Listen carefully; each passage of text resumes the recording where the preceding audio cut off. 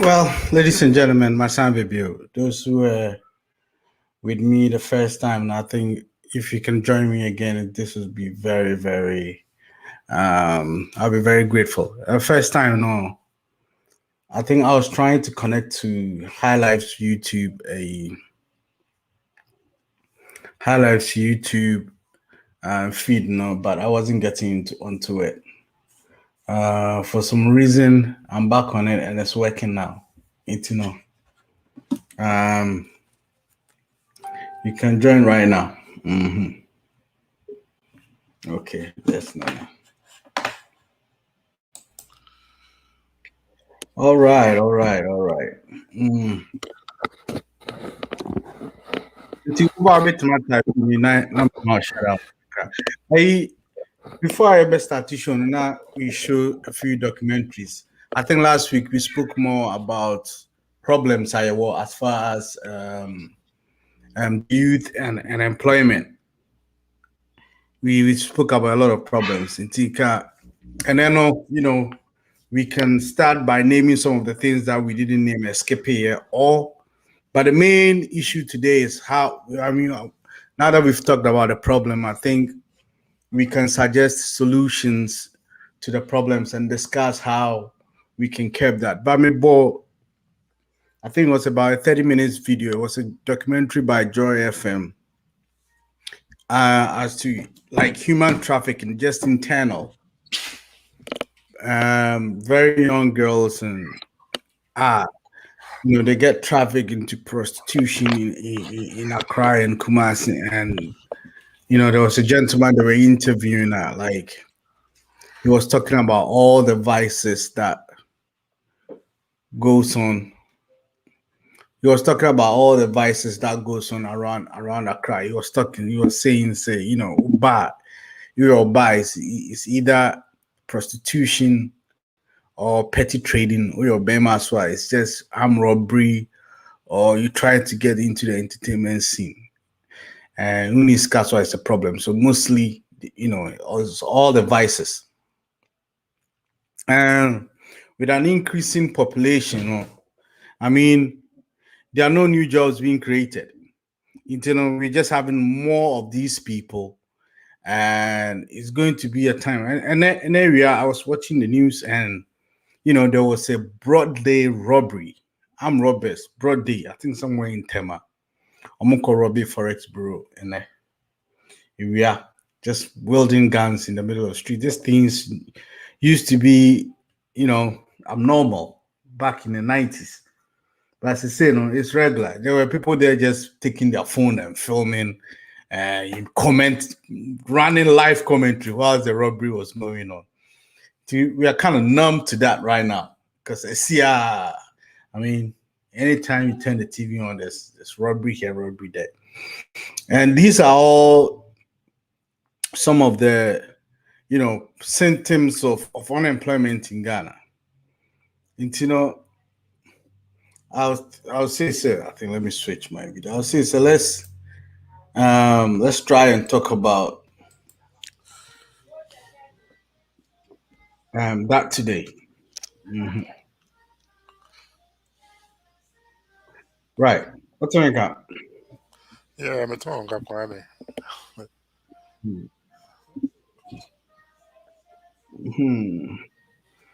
Now, maybe I bought some good news to be. If you listen to this guy, there's this guy always ranting on Facebook and YouTube called Chinijon.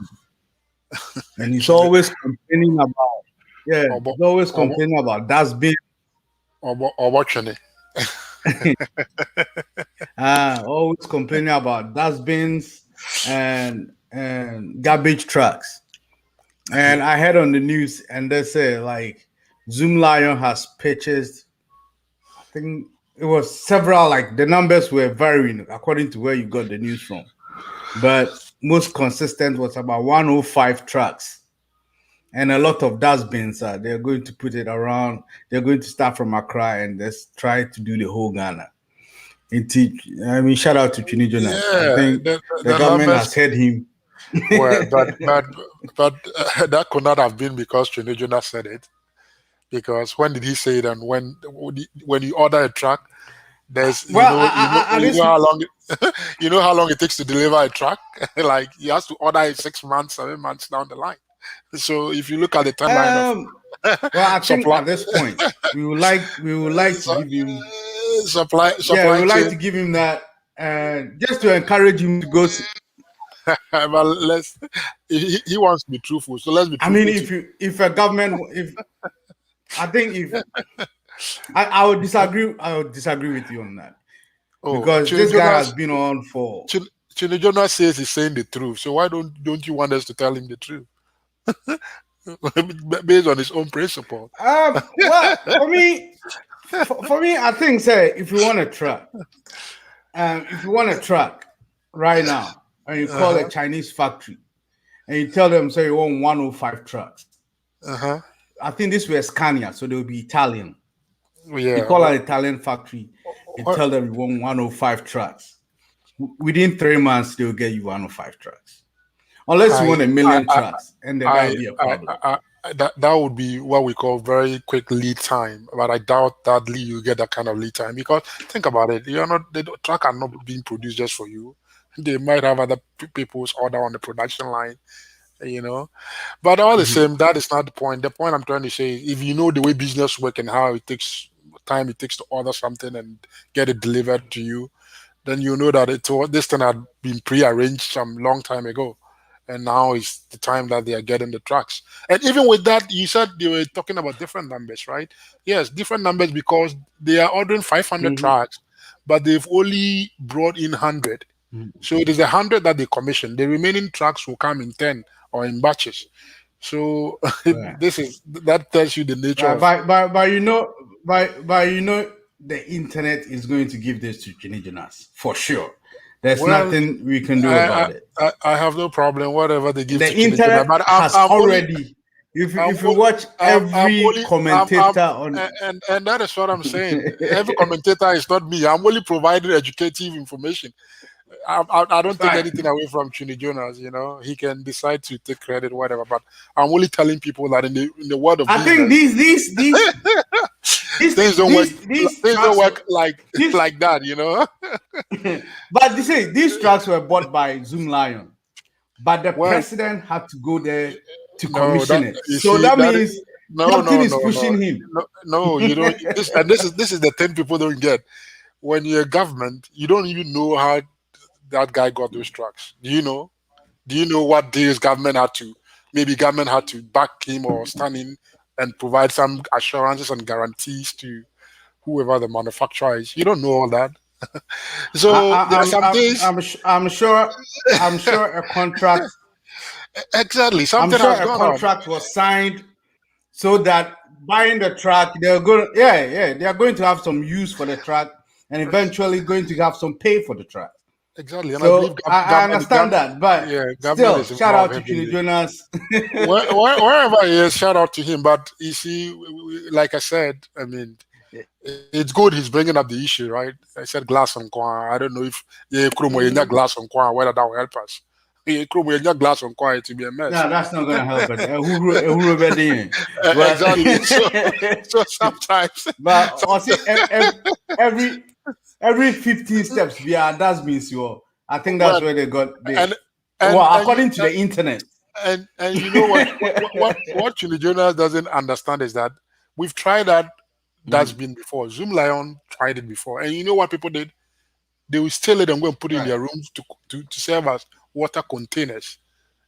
So And I Chili think Jonas that's where the and fix it people come in. They right and say it's your job to provide it. So you provide it.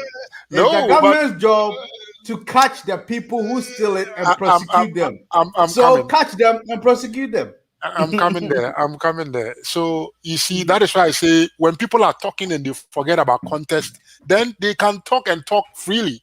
There's nothing that people say that there are some of the things we've experimented before. It's not as if it's new to anybody is saying. So when you are talking and you mix context, then sometimes you are just talking because you probably don't have that context or you've forgotten or you didn't see it. This example that I just gave you, the Zoom Lion people, when they were providing this dustbin for people, People were Right. stealing them, and then you know what they decided to? They decided to create holes in them and penetrate Mhm. them so that to discourage people from stealing them and using them as water containers. As Even with that, drums. Yeah. people were stealing them again and using it for I some re- other purposes. Some people will take it to their rooms and it will serve like their, what do you call it? Uh, TV stand. no, even clothes when their clothes are Right, dirty. right, right. Their laundry basket. It's their laundry basket, and this is the people that you are That's a dealing with. big laundry basket. And can you, if you even had CCTV camera in the whole Ghana, do you think you'll be able to locate a CCTV camera wherever every container is? But look, my mom still has the Zoom Lion No, no, container no. So, because every week they come and get the trash. So of if, course, I if have. you're going to if you're going to put yours in your room, Your how are mom they going to don't. get your trash? Your mom doesn't need the trash can to go and save water or to go and put his clothes in. She She doesn't has an need that. underground tank. She So has an your underground tank. But so the thing is, we are not talking about people like that. I'm talking about mhm. the average person that struggles to that see these things as second luxury kind of Well, you know. maybe I don't know how it works, but this is I think when I went to Ghana, this is what I thought it worked because we pay them I think monthly for their service. Yes, they register So you and they come for it every month. yeah. So if they register you, you've paid, and you decide to keep it inside, never bring it out for them to get your trash. So what are you paying for them? Oh no, that's what so I thought. Then we you missed me on the conversation because I was talking about the people who steal it and take it inside. Oh, go. Oh, right. They steal it from other They, people. they, they steal it from outside and take it inside and use it Oh, as right, containers for right. water. All No, right, right. there were some that were out there publicly. Like it wasn't as if they assigned it to you to your I mean, house. even before Zoom Lion, I don't know whether it was a district assembly or municipality thing, but when I was growing up in Sunyani, there were dustbins all over. So yeah, well, so that was that the time where we had the town guards, No, or that no, no, was no, no. I'm after just the. talking about Uh, like late 90s. oh, but late 90s, we still had the town guards, right, Rollins? No, no, no. We didn't have them. We didn't have the town guards in late 90s. I think we said late No, nineties, no, not no. early 90s. Yeah, Oh, okay. no, we didn't I'm have not them. sure.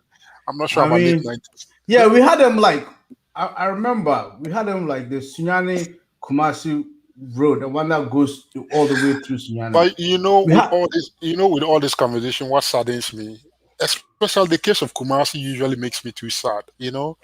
Because right. I've always complained a lot that if even the government will fail in anything when it comes to a place like Ashanti region and it Hmm. comes to like neatness and cleanliness, if Hmm. government will fail, the kingdom shouldn't fail around such things. Exactly. That has always Exactly. been my. I've never understood why the Because the Kumasi chief. has layers and layers and layers of government. Yes, I've never understood why the chief or the queen, the king, is so much respected by his own, people, and Hmm. yet he doesn't give command around things like that. Things like that, I don't know whether that will take away some of his powers or not. But I believe if Otunfo gives a decree or order in Kumasi that hey, nobody should litter or nobody should make whatever, I believe many people will follow that.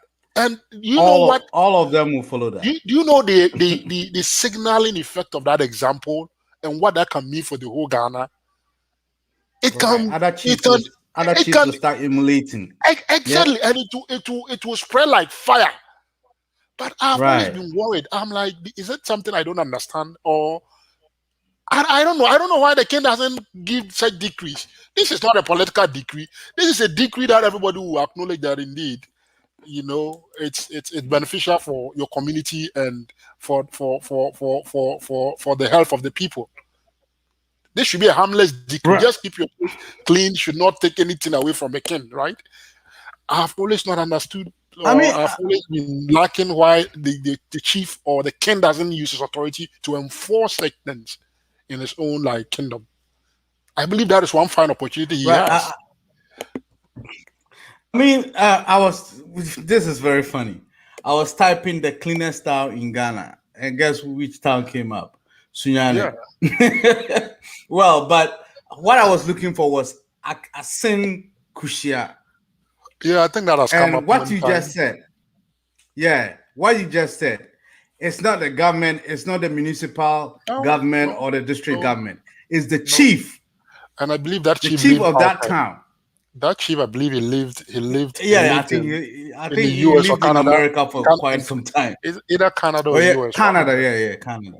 Yeah, and I think for quite some time, And so you see, this is what it means to take good ideas back home. But cleanliness is not even a foreign thing. Cleanliness is a Ghanaian thing to begin with. It's not.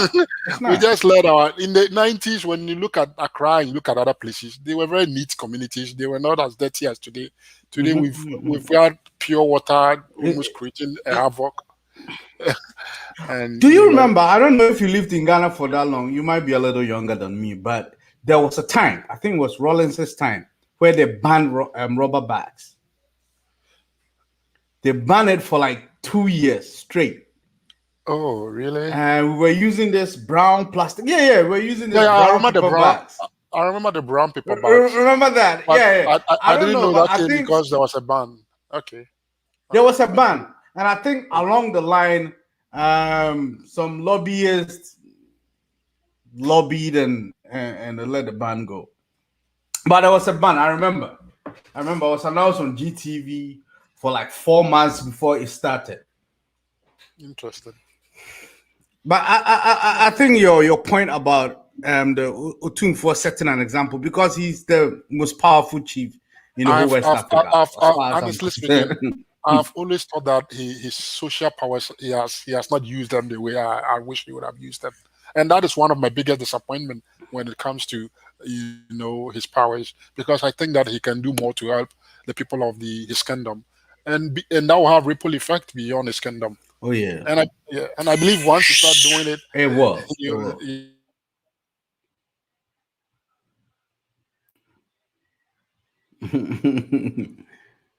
Yeah, I think you muted yourself. Yeah, I've got kids, so I understand that perfectly. But I think plus Asante being the king of Kumasi and the king of Ashanti, his influence spread all the way to the north, to the east, to the west, and somehow somewhere to the south. Let's even assume far-reaching. Let's even assume it doesn't even spread and it's just Kumasi alone, which we know it's not Kumasi alone, right? We know it's beyond Kumasi, but let's even assume it's just Kumasi alone. Right. That alone has a lot of consequential effects for many other communities. It's going to have a huge domino effect. I don't know. I wish he could do something about it, because Kumasi used to be the garden city, right? And that would be one simple way of restoring the city back to its glorious day. Just give that simple command, and everybody will obey. Who born dog in Kumasi to disobey? But it doesn't appear. But now that authority. Kumasi is not close to being a garden city again, because they have no space to plant trees. They are building houses everywhere. I believe if you start that order from this simple one, it will get rolled up into the bigger things, right? So let him just start it and let's see. That's true. I don't know, but that has been one of my biggest disappointment.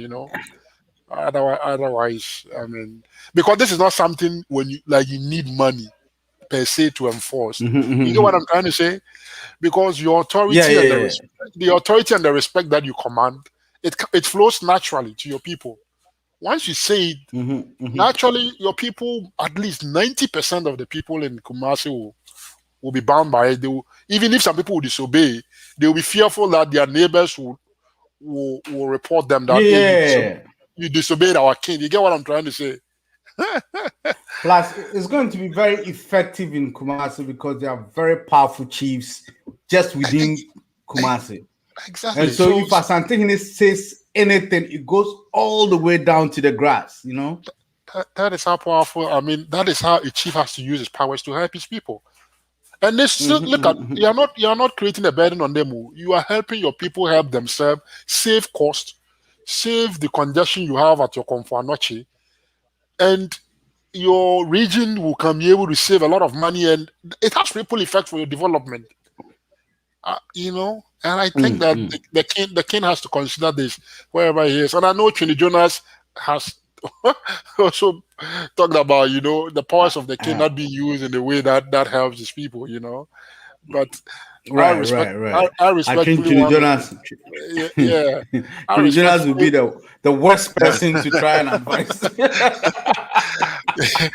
I respectfully want to appeal to, our respectable king, that you have some powers that is not being used. If you use it properly, I think we can benefit from simple things like this. And you need to evaluate how you use that power and use it appropriately. I believe that if you use it, you get the support, and your people respect you. They like you. They I love you. mean, They will not disrespect your command. I mean, not to cut you short, but I mean, even if Ashanti that is not top of his priority, these smart politicians, when they needed people to fight Galamsey, they went to see him, right? But I mean, that is these one smart politicians could go. that is one thing too I don't understand. If you can go to Tum for an appeal for something like that, why can't you go to him and appeal for the simple basic thing about cleanliness and city arrangement? Even if we don't provide you the dustbin, it is your responsibility to keep your community clean. Simple. You can't have an excuse to say, well, we don't have that yet. If government provides that, that is awesome. We will entreat government to do that. But without that, do the little that you can to keep your little place as tidy as possible. And if everybody is doing that collectively, we'll be helping reduce the issue, right? The problem. All right, let me do a quick shout out to Kwabena Ofori Ansu. He says he's watching from London. You're welcome, Oh, hi, Kwabena. Governor, we appreciate you. We Thank you were for watching expecting us from you. London. Yeah. We were expecting you every Thursday. That's true though. That's true. I mean, all right, to what we're trying to, I mean, this is part of our conversation anyway. But before we even jump to what we're going to talk about today, I think the government's part in cleanliness, his part he needs to play in cleanliness is not to, go to do the little providing dustbins for everybody and stuff like that. But when I So, was a kid, yeah, before where you go where on, the path I used to, yeah, go ahead. I think, what is the name? Emmanuel G. Emmanuel G, who is watching us on Facebook, just Hmm. he said when his mother died, he asked everyone to sleep at 6 p.m. and everyone obeyed. It tells you that we Hmm. know the king has such powers. I Right. mean, his powers is not in this, never in doubt. I believe that some people who are very close to Hmm. him should start telling him to use. I don't know what is stopping him from doing this, but I believe if he does it, it will help his kingdom a lot better, and he will be glad for it. At least that can be one of the biggest legacy he leaves for us. If he one day is no more a chief or a king, Hmm. and as we live, we don't know. All of us, we are at the mercy of God, right? Yeah. So if you are somebody who with power and can use that power to change Hmm. your community or change your society, do it for the benefit of everybody else. I don't think Ashanti Hene's chief palace should be dirty. Ashanti Willie might never get ill because of cholera, because his place will always be clean, right? But Right. why can't we benefit from that same cleanliness from the chief palace Hmm. in all your kingdom? So it's something I'm very passionate about. That is why I'm saying it, and I believe that would help a lot. That is why I'm saying it. So I'm appealing to him. He should consider that. And I believe once they start doing it, government will find support. They will come and provide a dustbin, whatever they have. Zoom Lion is there. And if you add that on top of Zoom Lion's work, then think about it. That is saving a lot of resources to do other stuff, right? Yeah, and I mean, Ashanti region is one of the places that a lot of galamsey has gone on. So they have a lot of deep, deep holes to fill anyway. So Anyway, they can start incinerating all their rubbish and start filling the holes because yeah, he that's should, what Singapore. he should create Singapore is one of the. he should Go create a ahead. city. He should create a city that I would love to come and live in. If I consider anywhere in Ghana, Kumasi should be one of my places, right? But it has to be a place for a reason. It can't be a place just because it's Right. Kumasi. I have to like Kumasi because there's something about it that makes it unique Right. and makes it different from all the other regions, right? So I think that he should help us. Mhm. Anyway, I'll leave it at that. Let's go to our main topic. Anybody who is listening to me Yeah. across the Yeah. globe, please, please, please, please tell the kingdom to do one of the surest thing that will make all of us, proud, And I believe it's a good No. suggestion. And he's a wise king. He knows and he will listen. I'm sure they just walked out from a meeting about this already. So let's Yeah, let's let see me what let me happens next week. let me send the same thing to the Yagbongra, the Yagbongra, that Bunjachi, Yagbonra, Yagbongra, Diana, uh, Diana, the Yana. They have the, similar powers, right? The yeah, the yeah, the yeah, yeah. the The Wana, Wana, Wana yeah, Katuma or Katuma, the Katuma. yeah, The the.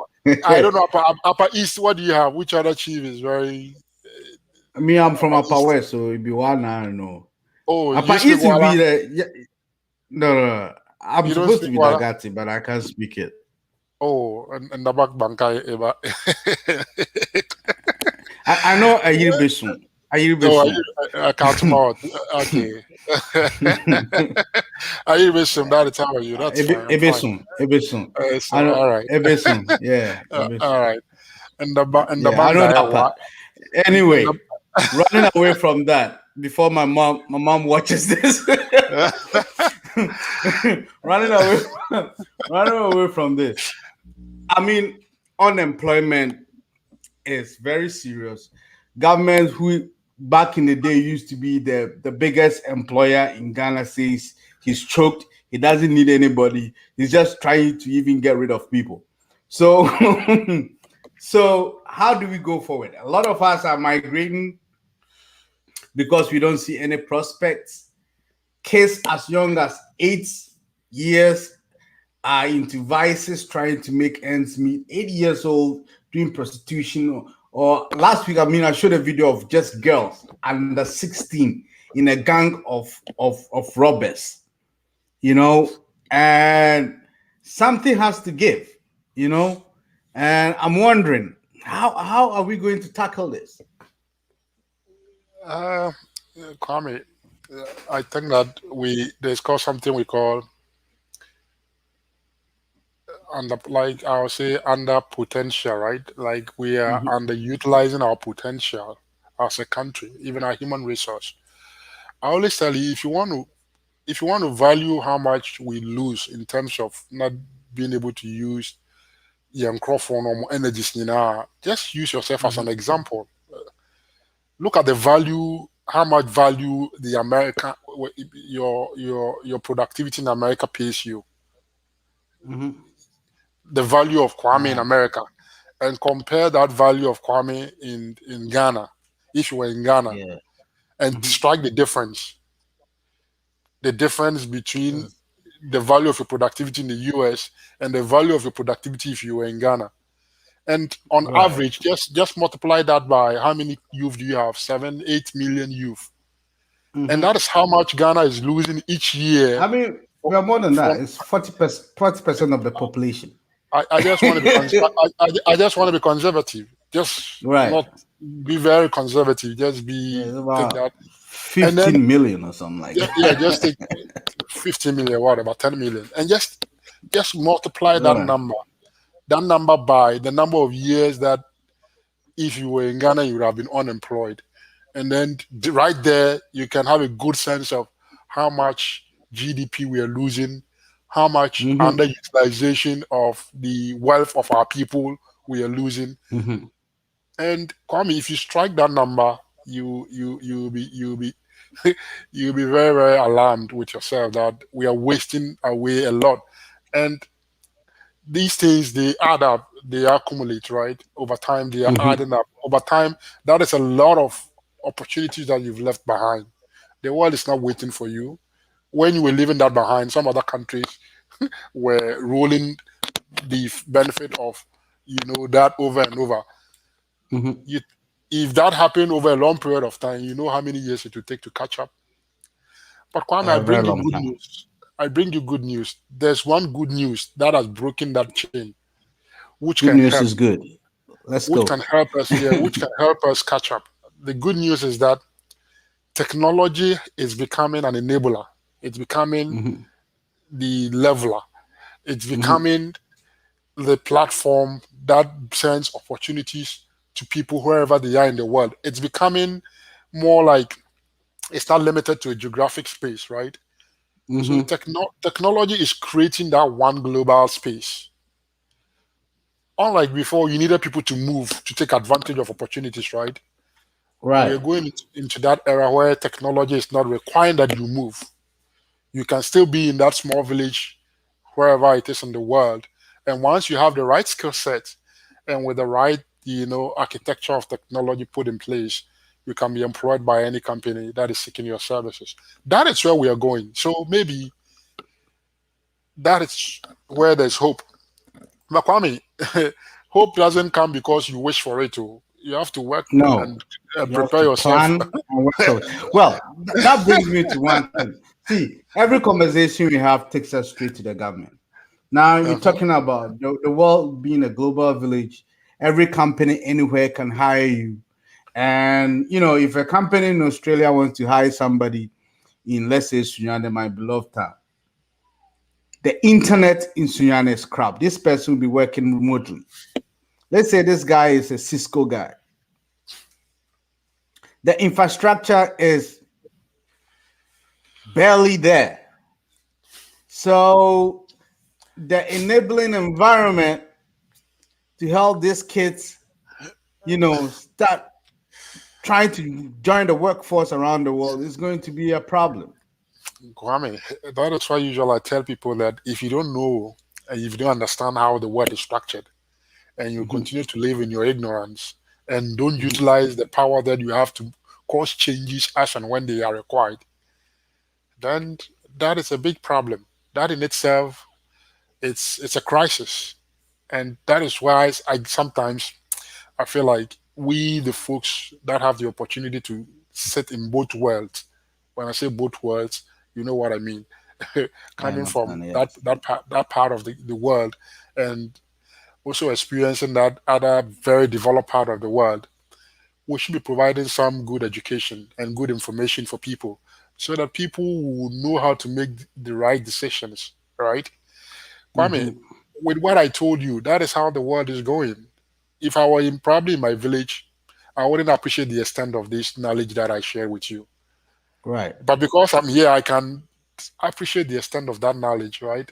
And so if I Hmm. sit on a big platform like Our Life and I have the opportunity to speak to millions of people across the globe, and especially for folks that are back home, this is the reason why I provide this information so that you can hold your political parties accountable. You can hold your government accountable when they draft their manifesto. Because Kwame, parties, no, whether you like it or not, parties will rule these countries or will rule countries. Tomorrow it's either party A or it's party B, right? But Yeah. I mean, it's the safest way to go right now it's until right. we come up Tomorrow, with something better. yeah, you have no option. Whether it's better, you still have somebody ruling you as a government, no matter Oh what, yeah. right? Of course. Of So course. this is a reality that you live with as long as you live on this earth, and given the systems that we've adopted across the world, you will live with this such a system forever. So your best option is you have your power, your tool, which is your vote, and how you influence these parties to put in place policies that will create Kwame, that enable environment that you talk about, that will build that infrastructure. So when your parties come to you and they are talking to you about so many things, and they are not telling you that we are going to build internet for you, we are going to build this IT systems and infrastructure for you, then right there you know that these are dumb parties. They don't know how the world is even, operates. And I mean, they are coming from Ghana, we have a damn party in power. Whatever we do, whether your party wins or my party wins or John Doe's party wins, it's going to be a damn Kwame, party. so Just straight up. we don't have to So accept that, right? yeah, We that's don't, what that that's where my question is coming. That's my next question. So now that we are accepted that whatever we do, we are going to have a damn party. But if Kini Jonas can let the president buy more trash, more garbage cars and dustbins. That means there's a way of getting what we want, although Oh, the Kwame, party is dumb. there's always a way. That is why I'm advocating that people should demand that, based on this information, they should know how the world is going and demand such things from whatever political parties are seeking power from them to come and rule them. Because there are some things you can do as an individual. You can't create that IT infrastructure as an individual. It will take government investment, Mm-hmm. government, Mm-hmm. I mean, a policy to do that for you. So if all these parties know that this is what the youth is thinking and this is what they are asking them for, then Kwame, when they are drafting their manifesto and policies, they will be mindful about these things. And then that is how we can effect the change, or we can force or put pressure on political parties to what, to create that enabling future for us. We can't just wish it with our mouth and sit down and think we can't do anything. We have some power, and it starts with how we put pressure on these people and how we choose between them that, hey, put these things in your policies, because that is where the world is going. If I want that opportunity tomorrow to be able to stay in Ghana and work from anywhere, I will need a government that is sensitive and understand how the global architecture works and is, mindful about policies that will create that enabling environment for us to take advantage of the global opportunities that exist out there for us. And I so, mean, about right now in America, and this is just street statistics, about 60% of all the jobs we do are online based, internet based. It could be even more. And most companies that are hiring most people, like like Amazon, eBay, and all these big companies, rely on the internet transportation. Internet is driving all these jobs. So you would think this is just like low hanging fruit. I mean, Kwame, the biggest infrastructure right now is to make Kwame, sure that we have a good, reliable internet all across Ghana, and people are going to create their own jobs. The government doesn't have to worry about Kwame, employing Kwame, them. Kwame, what's not breaching to you? Forgotten so much about yourself. You take for granted that this knowledge it's given. It's simple. Kwame, it's not as simple. Oh. Our people, they are not there yet too. they need they need a lot from us to feed them, to let them know that, hey, this is how the world is going. This is how you have to strategically position yourself. Otherwise, you are going to miss out on that next opportunity. They need us to I tell mean, them. I mean the government, and when I say the government, I mean the both parties, the majority and the minority that are in power right now. Mhm. They have advisors, they have technical advisors, they have all the knowledge they want on speed dial. So, are you saying we'll be the first to let them know this? Kwame, there's one way you can have this information that I just communicated to you. Another person can communicate it to government and won't present it from the perspective that I presented it to you. Right. So don't take it for granted, though. that that is why, if you believe in the cause and you want to advocate for it, be bold out there and go out there and advocate for it. The way you might communicate it, that will make sense to the world. Another person will take that same thing, might not communicate it the same way. That is why I I believe in think I people think we being have their, to write. We have to yeah, rewrite this in P and send it to Trini Jonas to just take people it out being their own there. yeah, that is why I believe in people being their own advocates. Like Chune Jonah, he's Hmm. doing his own advocate, because the way he will say it, that probably will catch their attention and let people understand Hmm. it. If another person was saying it, they'll probably not say it to get that same attention, the same message, right? Oh But yeah. one person says it, and then it has an effect because he said it in a way that catches people's attention, and that pinches on people's mind and their, you know, their way of doing things. Another person will say it, and it just passes by. It goes like that. So don't take for granted that if you know something, everybody understand what you know.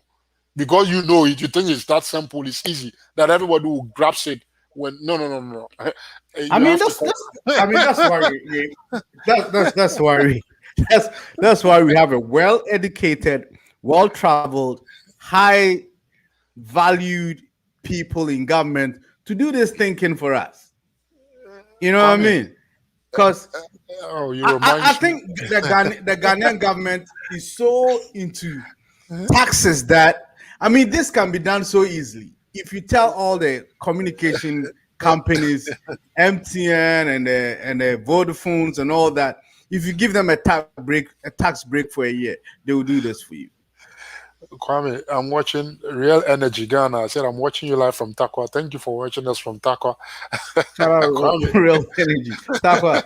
Yeah, that's a very nice place. I've been there before. Beautiful they used to place. they used to be Real Energy in Takwa, but I doubt with this gold mining and everything that is collapsing. I don't know if there's Real Energy there anymore. But Kwame, yeah, let me come back to the issue of you said people have to be thinking, right? Kwame, you see, all the time when you say these things, it reminds me back in my political science class when we had to debate how society has to be organized. Hmm. And it all goes these things that you talk about, they all have philosophical foundations. So that Hmm. people have sat down and argued, debated, and tried to provide a way to organize society for people. You just said people have to be thinking, right? Right. Kwame, I think you've heard Plato or you've heard Aristotle before. Yeah. Plato and Aristotle. Yep. Plato and Aristotle. They've had I think. this Uh-huh. debate about how to organize society politically, such that some people believe that we only need what they call philosopher Hmm. kings, people who can reason, small group of people who can reason and think and provide direction for society and how society has to move. AKA the Parliament. Well, not necessarily the parliament. That is one aspect of it. That is a diffused version of it, but Right. that is more what he calls in political powers sense. They call the elites group. That Right. thinking The about how bourgeoisies. the bourgeois, yeah, thinking about how to organize society and move it forward. It's not meant for everybody. That open it and No. dilute it and let everybody come and dilute No. Nope. the decision No. making process. He believes that, and this is Plato. He believes that it takes a very well group of very talented, groomed people who he calls philosopher kings to think through these things for societies and position society and make the decision for the collective for everybody else, and Right. don't open it up like you have your democracy and everybody is voting and diluting. We want to move it this way, but because we've given everybody one power, one vote, the Hmm. very talented people who knew that this is the way we have to go are being dragged behind by the other many people who don't understand that society, to organize society, this is the direction we have to go. So you see the trade-offs in Uh, uh, which I mean, then Plato was asking for a benevolent dictator, so a you dictatorship, basically. so you Like, see how the conversations we have today has mhm. historical foundations in these scholars, right? The Aristotle Right. and the Plato, and how they view the world and how they view power relationships and how they believe that those relationships can help us organize our societies and move it faster and provide liberty and whatever the goodies for everybody else. Hmm. So Kwame, you said people have to be thinking. I'm afraid if people are thinking in this environment, they are thinking because there are some other forces like democracy that has come where people have to also decide on what they are thinking. And the idea was that everybody's thinking was quality, right?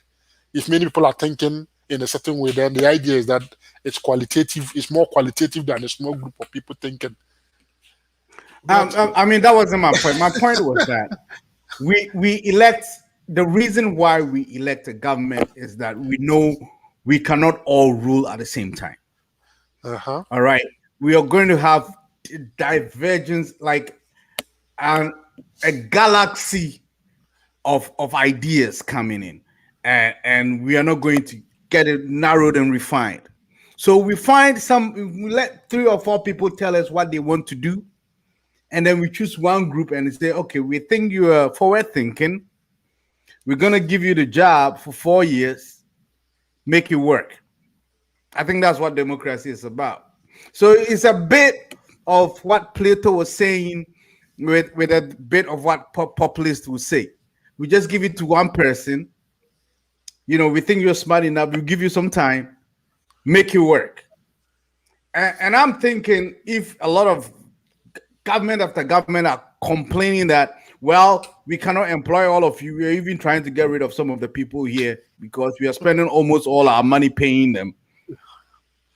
The best thing we say, I mean, let's make it easy for people to create their own jobs. So that the carpenter in my hometown can make furniture, and we are not a lot in my hometown, we're just a few people. He can make furniture and sell it in Accra while sitting in Laura.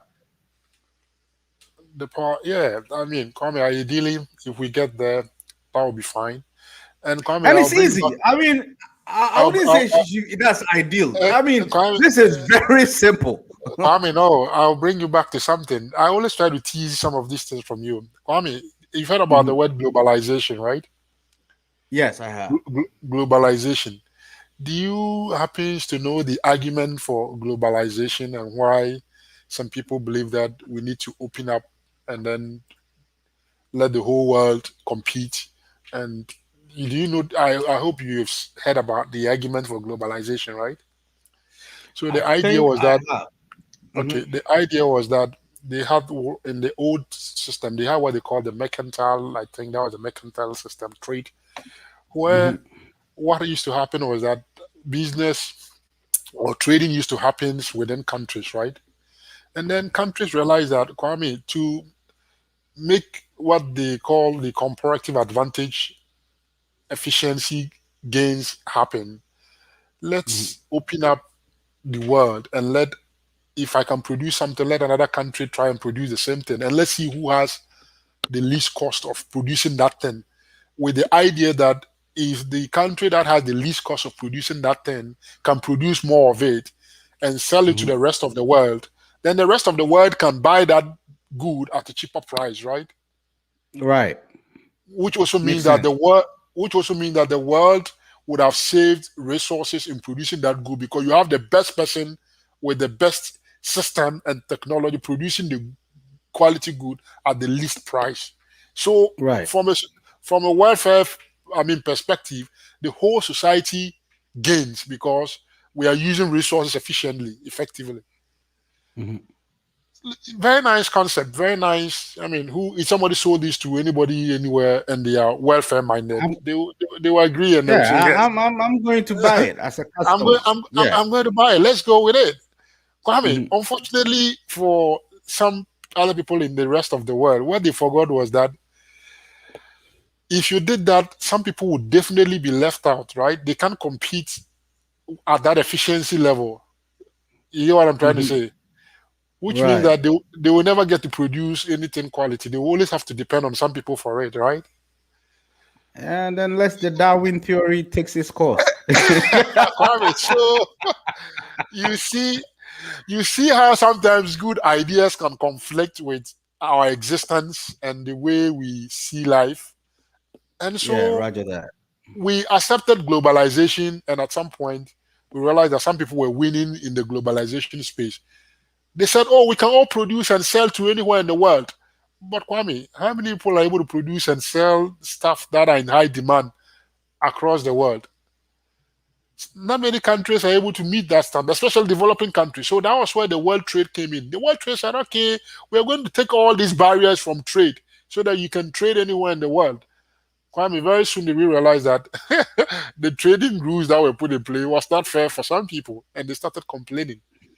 Mhm. So, Kwame, I'm saying this to draw your attention to the fact that creating that opportunity for people, there are systems and institutional arrangements that we'll have to overcome, and we'll have to what Right. be very conscious about if we have to overcome them because now we are saying that we are in a global world. But Kwame, some of the things that get produced don't come from where we live. They come from far away. Mhm. And if we have not developed talents, knowledge around production of things that we can sell to people and get something from them, then Kwame, that is also a serious problem, right? We can't overcome this unemployment issue Because what is unemployment? When you say resolving unemployment, what are you saying? You are saying being able to use a resource in a way that it's meaningful and gainful, right? Right. But here is the case that our people, they have the human resource, but they can't use their brain, their skills to produce anything that is meaningful and gainful. And if you can't produce So anything that is that's meaningful a and nice gainful, a nice time to segue into education. I right? think for that question, the to resolve that question will be education. Educate them. Yes, Build Kwame. So technical schools. Build more free what do they call it? uh, SHS. yes, Kwame. But you remember in education of what type, of what nature? And you remember I just told you about. Technical education. I mean, So, Germany after the Second World War had this problem. mhm. See, good thing about poor countries right now, like Ghana and most of all the West African countries, is that all these problems, these so-called first countries, first world countries, have encountered it once upon in their life and has tried a lot of solutions, and some of them has worked. So we don't need to reinvent the wheel. We just get one and let it fit our terrain. Kwame, I'm bringing you into something. I just took you from globalization. Obaya on Facebook. Thank you. Obaya is saying that here, but that is the point of globalization. Obaya, that is exactly the point I'm making. So now you understand there's a contest out there called globalization, right? Right, right. Kwame, now in this global space, there's a lot of Hmm. competitors, a lot of producers, a lot of people who are making stuff. The question Hmm. is, given your geographic location, what can you make that will go into this global space that is open for everybody, that will be gainful and meaningful, such that somebody will want to buy it and consider you as the best person providing that service or good? You find a genius way to make it. That you are saying finding a genius way. So that genius way, like you are saying, I was telling you, comes with your educational system. How have you tailored your educational system such that at the end of the day, you want that skill set, that mindset of the people to be able to produce that genius good, that when it hits that global stage, Kwame, it's hot cake. People are going to demand for it. People are going to see it as, oh, this product has come to save us, has come to provide some relief for us. Kwame, if your education is not tailored to understand this and to appreciate that whatever you are doing in that small geographical space called Ghana should not be limited to Ghana, but you should be thinking about this big global stage that has this big global market for you and producing to satisfy the needs across, this different spectrum, and you only limit it to your small country and become a country champion man. I mean, your country champion man, the population there is maybe 30 million. The 30 million, not everybody in that country will buy your good or the we need the what do you call it, the product that you produced. It's not everybody that will need that product. Some people will need it, and even those that will need it, it will depend on their income levels. Their income levels might not be, very high income levels to give you the amount of, sales that you need to be able to open or expand. So by necessity, given the global architecture that I just described to you, you need that bigger market out there. And so your thinking should not be just limited to Ghana. You should be thinking an educational system that prepares you across and helps you to compete across the globe. Kwame, is that the kind of education system you have in your country? Well, I would say yes. See, I think a Oh, lot of okay, times Kwame, we Kwame, give me can't. the I think justification. Give me the I think a lot justification. of time. I think a typical example is you and I and Obaya and everybody on the screen right now. Most of us did our education in Ghana. We came here and we fit in nicely. No, We you didn't. just Kwame, dovetail into Kwame, the system. Kwame, you And didn't fit in nicely. Don't say we what fit in nicely. Don't make it look like Kwame. what I'm saying is that okay, good products don't just pop up. It's an evolution. Uh-huh. Okay, when Elon Musk started with Tesla, people were Uh-huh. laughing at him because they Uh-huh. weren't as good as Teslas were right now. When Uh-huh. China started production, people were even Japan. When Japan started producing cars, in Ghana Uh-huh. we call them Japan toys. Uh-huh. but it's evolutional. We got to start from somewhere. See, you cannot say, "Oh well, I can't compete, so that's it." Yeah, I'm just gonna be here and just rot away. You have to start from somewhere. Kwame, And there was let me there bring was you back. this Okay, when you're done, I'll there bring was you. let I'll me bring you give back you a to something. very good example. There was this carpenter in Sunyane. Uh-huh. He was just producing chairs and beds 1 year. You know, the street guys. Until decentralization came to Ghana Mm-hmm. and they formed the district assemblies, and they said, okay, every district assembly, whatever you need has to be within the town. And they Mm-hmm. gave this guy a contract to do all the furniture for their offices and everything, and where the assemblymen are going to meet. He did that. He got a little bit money from that. He went to Germany to hone his skills, came back and produced one of the biggest furniture companies in Ghana right now. So, see, he started from somewhere. So, the fact that I think our education system is awesome. We have technical schools that teach kids. I mean, in JSS, I learned how to make a furniture. I know I have a little garden right back here that I learned in primary school. Even these people that we live with right now don't even know where meat come from. You know, they think meat come from Walmart or some place like that. So our education system, although not the same as these people, it's good for us. It works for us. We've got doctors, well, you know, but it works for us. And I think with Kwame. time, we can evolve. The more the world wants from us, the more evolution that Ah, we get. Kwame, I would love you as a student because you always bring me back to the path that I'm going to take you on, which is really good, you know. So I like that idea about we don't have to be perfect, right? We have to evolve. I think that that is the history of countries that have made it. They didn't start from that perfectionist point of view. They evolved, right? Kwame, Mhm, that is one of the, that is one I'm going to take you back into another, economic history. That is one of the underlying concept behind industrialization, and that was how countries began, right? The idea of mhm, industrialization is Kwame.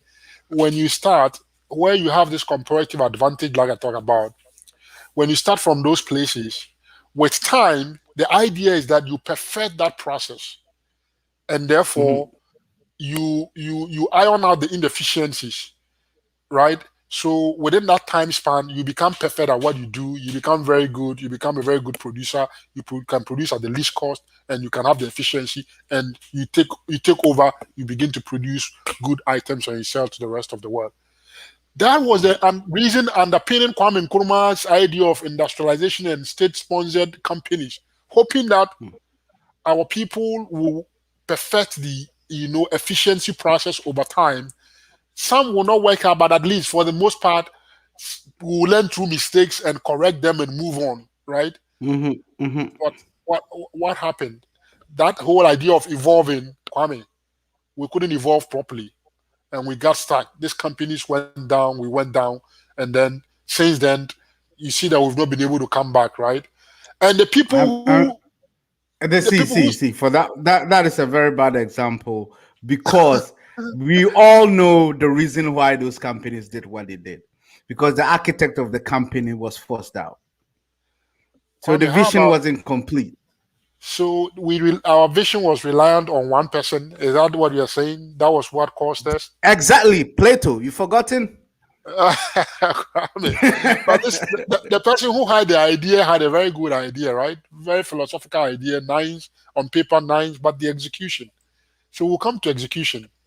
And that is another aspect of the whole pie. Sometimes we forget. You can have these nine things on paper, good ideas, philosophically thought through, but then if you do not know how to do project management execution, Kwame, you can have the best of ideas and you'll fail. See, that's why we have Gimpa. You should go to Kwame, thank project you. So, management. so when did Ghana realize? When did Ghana realize we are very bad at project execution, and we had to have I Jimpa? think somewhere in the 90s, because that's where We only Gimpa realized came that. up. We only realized that in the 90s. when Kwame Nkrumah had been around in the 60s and 50s. I think that's when Game Park came. Whenever we built Game Park was when we thought, you know what, We we thought suck at management. project management has to be very effectively Yeah, managed. yeah, All we right. suck at project management. Then So our country was evolving. We were learning through our see, that's history. evolution. See, sometimes evolution doesn't mean you're just going to do the same thing and get better at it. Sometimes evolution teaches you that what you're doing, you're not good at it. Please stop and do something else. Yeah. So I think that, yeah, Kwame, that is one part of the thing. And the other countries that started with us, for some reason, they were able to perfect what they started, right?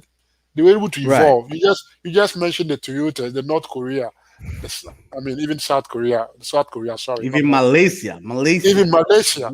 So, Kwame, we all had the same philosophical idea, but some people were maybe better at managing the execution process.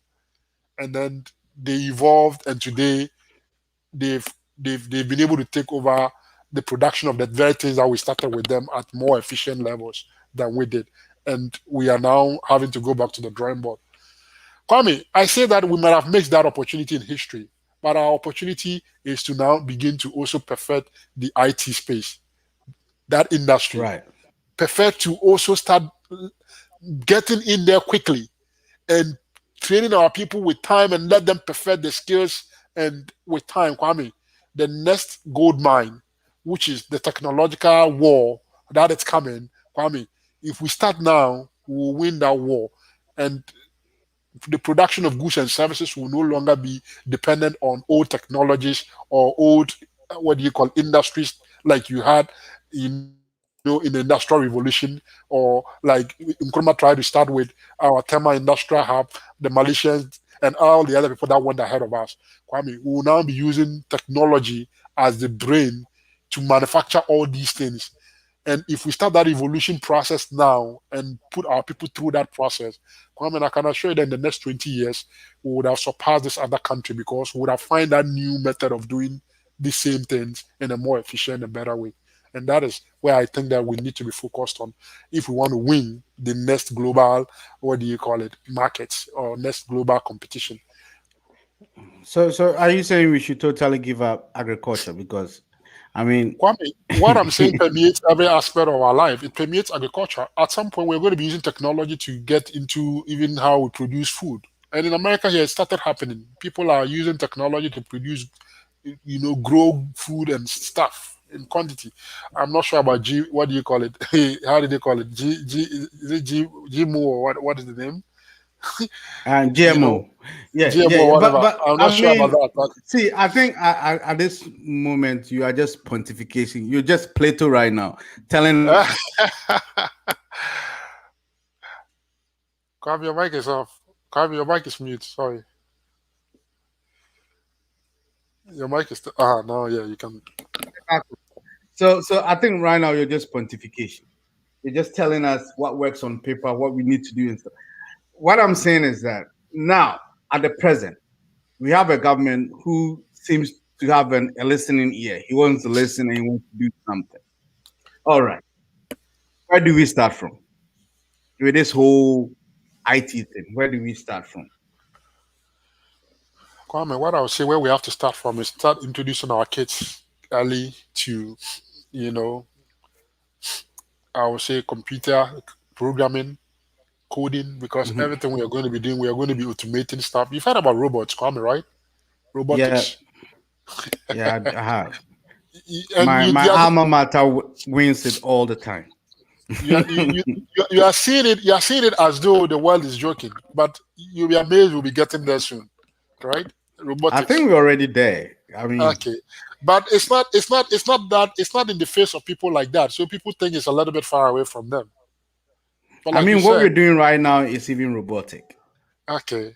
So Kwame, Yeah. you So see, you see how when we talk about these things, if I'm not into that space and I people are saying it, I might think, what is this? I might never need this. But the platform that you just said we are on is taking some, aspect of that, right? For what we're able to do now. And Kwame, think about it. Some 10, 15 years ago, such a platform we didn't have. You had to go to the TV stations to what?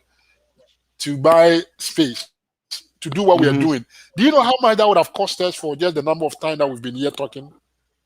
We wouldn't be talking. Long Yes. story short. Yes. So you see how that new, I mean, this new technology thing has provided us huge productivity platform to be able not just to talk to you, Kwame. We are talking to millions of people across the globe. Yeah.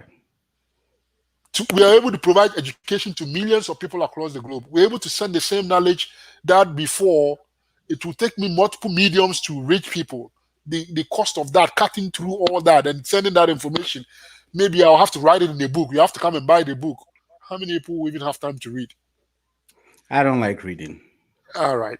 So I use this example to show you the power of the future that you and I, Kwame, we didn't know.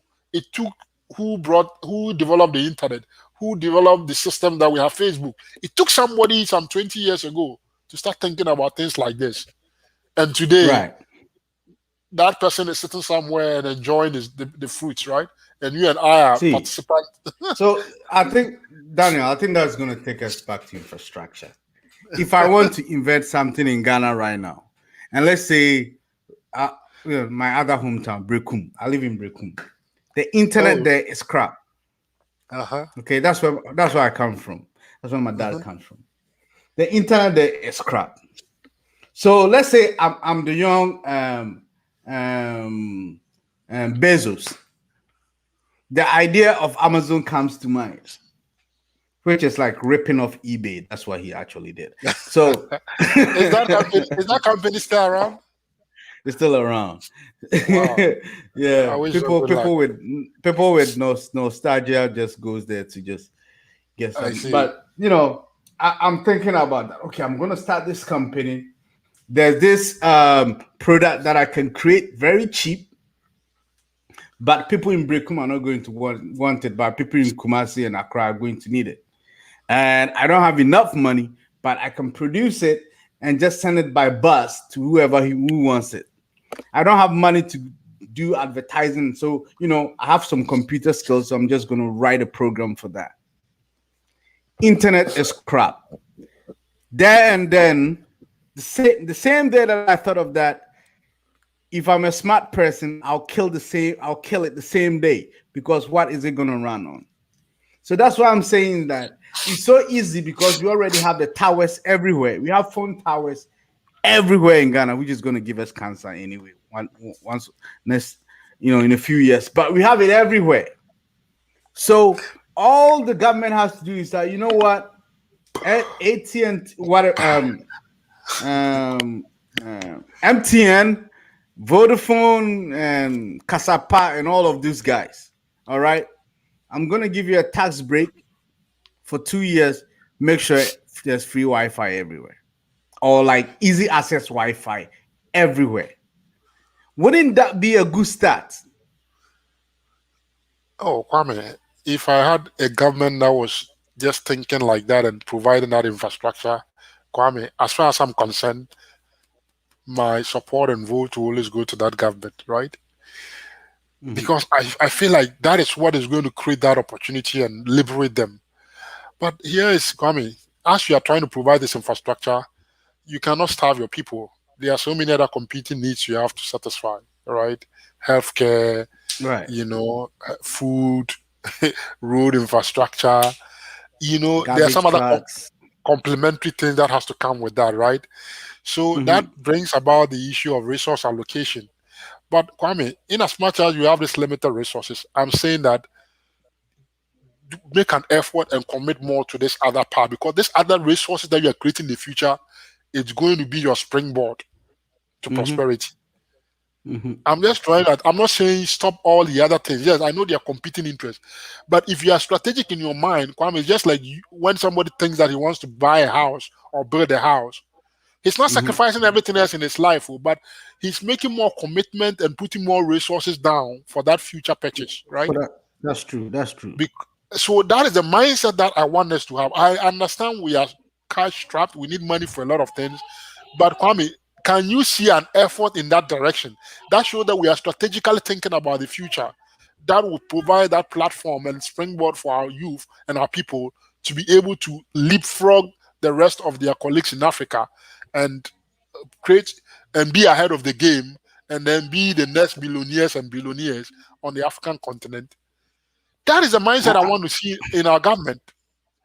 See, the problem with that is that, see, what I was saying initially, that we don't even need to do that because East Africa has already seen that and has done that. Now, internet is so cheap in East Africa, it's a joke. So I applaud them for that, that they are seeing through this and they are beginning, They they've already provided seen that. that, and you know how it started. It started with Kenya, and then Tanzania saw it and just replicated it. So can't we just? I mean, it's not like the government needs to pump money into it. Well, I mean, indirectly, They but have to. yeah, they're going to lose a few funds. But within a year or two, you're going to get that done, and then we can move forward. I mean, the more people work, the more taxes you can get. Yes, Kwame. So I think that the unemployment issue, I believe that it can be resolved, but you can't resolve it without training and skill set and providing like this infrastructure that I said.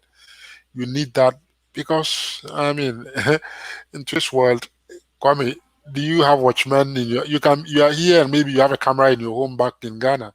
You can see what is going Mhm. on around your compound.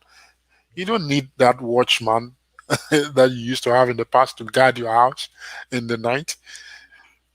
So Right. you see, so But see, how do you uh-huh. use that? How if you display that watchman, how do you use the services of that person? It has to be tailored towards something else, right? They have to go Yeah, learn. but see, once I get those cameras, the Uh-huh. watchman, the watchman now that everybody has a camera and everybody needs security when they see something.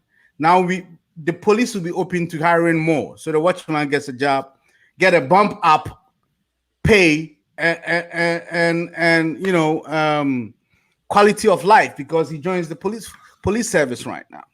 Yeah, and I'm also saying that that watchman, his time can be spent somewhere as meaningful because now, Exactly. so that watchman too can learn new skills, new trades, and be much more. I mean, beneficial to our society. I mean, it's like when the internet was coming, right? Some people said, I think there's an echo. Yeah, Okay. Kwanzaa, I've just muted you. I'm going to unmute you. I want you to mute yourself. Hey, Brother Kwanzaa, how are you? Thanks. Yeah, fine. Then You have to yeah. mute your mic so that we don't get a echo. All right. So So I think we've got when about internet was 15 minutes to. Mhm. oh really when internet was We coming, can go up to 10 anyway if you want. okay, yeah, when internet was coming, people said people were not going to get jobs, right? People said Right. technology was going to take away jobs. Kwame, has that happened? No, it rather made No, we've people even find had more jobs. Yep. right. It rather made people find other means of being efficient, and we can push that efficiency envelope down, down, down, down with more technology. So it's not going to display people. People will find better ways of using their time in life and living So my standards. question is, why are we not doing it? So why are we where we are? Kwame, 10 years ago, 10 years ago, what was the state of technology in America like? You lived here. You've lived here for a long while. Or Not let, a let long me. while, but All right, but 20 years 10 ago, years what was this? ago, it was basically the same. 10 20 years years ago. It ago, was 20 years ago. I don't know. I was living in somewhere else. But Kwame, do you remember the phones you used to use in those times 20 years ago when you were in America? well, Kwame, 20 years ago, you didn't use GPS. You used maps in this country, right? yeah. True. So Kwame, can you see Or you how printed the directions. Turn Kwame, left, can you see turn left at. Mhm. can you see how moving from that process to just being able to do that on your phone? Kwame, Right. 10 years ago, you couldn't do a lot of things on your phone. You couldn't watch Mhm. videos. You couldn't, is it 10 years ago or 20 years ago? 20 10 years years ago. ago, we were watching videos. Yeah. We were watching video, but 20 years ago, you couldn't watch a video or play music at the same time. Your phone couldn't serve that much multi-purpose function. No. You didn't have, I don't even remember if you had a calendar system on your phone that you can use to, calendar But we have meetings. no. We didn't have that. Your meetings. Kwame, the evolution that has happened within this span, the technological evolution that has happened within this span. Yes. But see, still the question hasn't been answered, but it's all riding on one infrastructure, the internet. And that's what I'm talking about. I'm not talking about the technology, just the infrastructure. Put it down, put the infrastructure down, and the people will do the rest. Kwame, in Ghana, 20 years ago was what, 2000, right? 2000. Do you remember 20 years ago the kind of telephone system that you had in your country? You used to go to the phone booth and GT. Do you remember that, Kwame? Yeah. I remember that. The long queue. Kwame, you needed a wire, right? A wire in the air. You could see the Ghana Telecom wire all on the phone, right? On the and then some people used to go and pick calls at the post office. Kwame, do you remember those times? You get a call, you have to communication centers. You have to give it time. Kwame, at that time, if I told you that let's invest in technology, you would tell me, what is that? You would have probably be against your government. You wouldn't understand this future that we are talking about today. At that time, if somebody had told you, or your government had told you that there's a future coming, which will require that we all depend on a certain platform, and we have seen that future, let us invest more and create more opportunity for our people. If we had done that time, Kwame, do you think today, the people that would have trained from those times, today, do you know what they would have been doing for our economy and the rest of Africa? So I'm using that to just tell you that is the thinking I want us to bring today. Even as we stand today, that opportunity is still not lost on us. We still have that opportunity to take in Africa.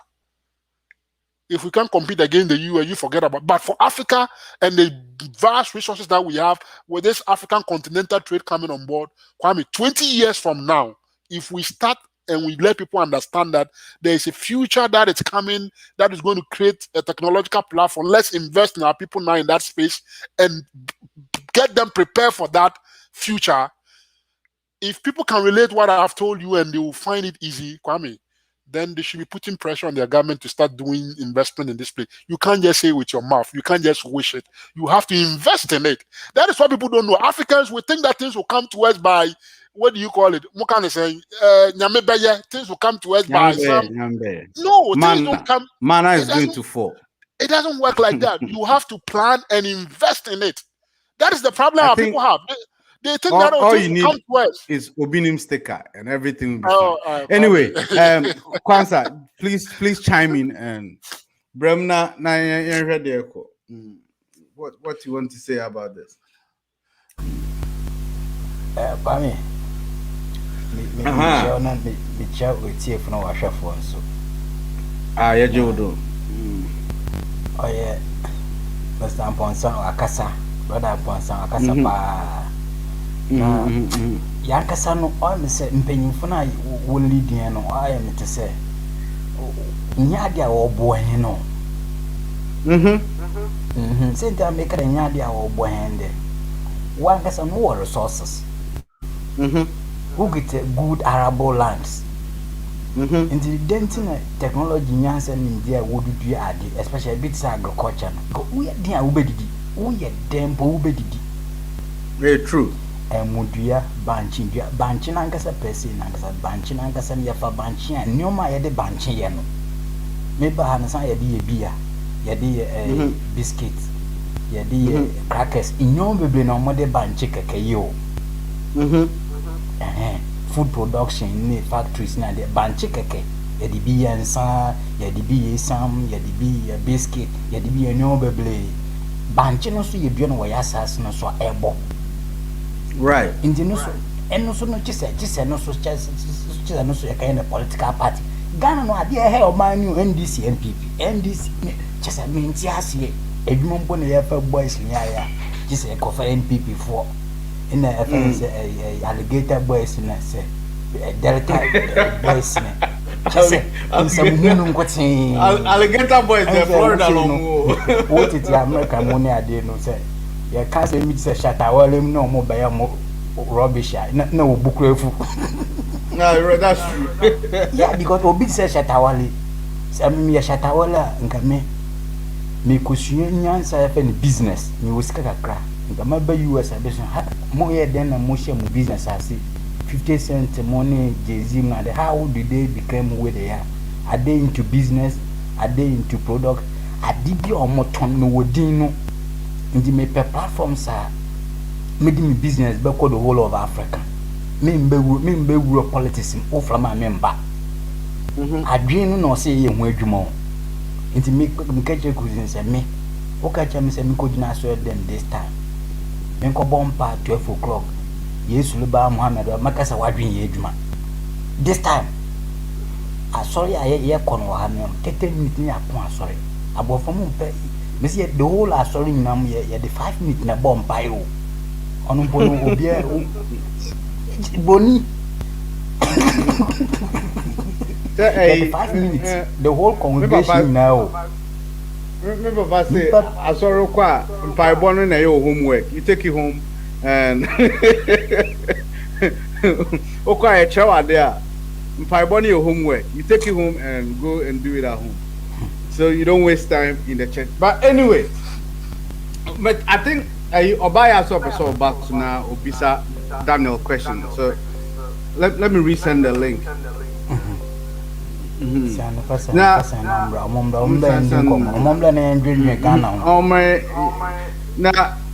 I think my question to Daniel, I still feel say hasn't been answered.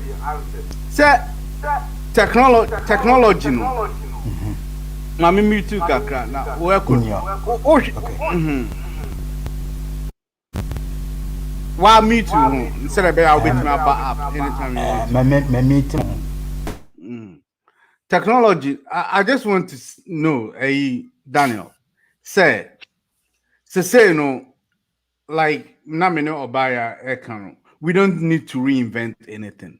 Technology, okay? We can take it and we can improve on it, cut it to fit our terrain. And where do we start from?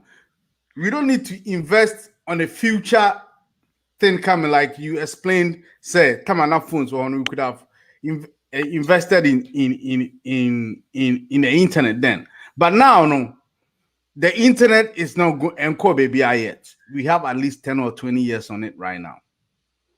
The world is running on the internet. The internet is the highway of the world right now. Why don't the government invest big time into it? And I think the rest will be easy. Yes, Kwame. I think when you asked that question, I told you I don't. In the last, can you hear me? Light on clear. Yeah, in my last submission, I told you that what the mistake we do is that sometimes we think that things will come to us. The world doesn't work like that. You have to be thoughtful and planned and invest. You don't wish it with your mouth. I'm saying this is for you to know that. You see, people say, wherever your mouth is, let your money be, right? You can't just be saying it. And I'm going to pivot you again for you to understand how global leaders who know what the times we are in are thinking. I'm going to use Biden as an example. Biden comes into power and tells you that, Kwame, I want to do infrastructure. Look at America telling you they want to do infrastructure. And you might think, but America, their roads are good, they are this, they are that, they are that. Why are they talking infrastructure? And Biden points to you that I want to provide broadband to American rural economy. Exactly. You think that he just said it by mouth. He knows that he has to invest money. He's not looking for the money. Biden, I'm not God, but I can tell you that if Biden does that investment, he's not going to be around to see what will happen 20 years from now. But this is a visionary leader who is thinking. He knows that the world is going to get there. And if he's not careful and he doesn't do that for America, they will lag behind China. Right. But Biden is not going to get the benefit of it today. We might even vote against him and his party might even lose and go. but he would have created a platform for my kids and your kids who are coming to come and take advantage of a future opportunity. So it is not, things don't come to you in this world. You have to plan and work towards things and invest in things. Things don't come to you. So if you don't understand this philosophy of life and you sit down and you wish, but you have to have a policy and a plan to systematically invest in these things. And over time, Kwame, the benefit doesn't have to come to your government right away. It's going to come maybe beyond your government to 2 decades from now. Kwame, 20 years ago, if we had thought about this, who was in power 20 years ago? 2020. That would be like Rollins. Kofo, right? Kofo maybe. Wow, Charlie Minipa. Yes, 20 years ago, Kofo was in power, right? Yeah, that's 2020, 2000, right? That's 2000. 2000, right? Yeah. Kofo started like like December 2000, right? Yeah, January 2000, January 7. January, okay. If we're fortunate and our government had thought about these things and planned for it, I mean, even today, I'm saying the opportunity is still not lost. Let's assume we were dumb then. We didn't see the Amazons that have been created today. Today, we've seen the benefit. Kwame, beyond even today, the Amazons of today, the tomorrow future is also different from today. The tomorrow future, I just told you about robotics, and I just told you about other things that are coming up in that tomorrow's future. You need broadband, you need internet, you need that. Yeah, but Charlie, the wave is up now. Yeah, I mean, but the wave is up now, so we can join the wave right now, and then look to the future.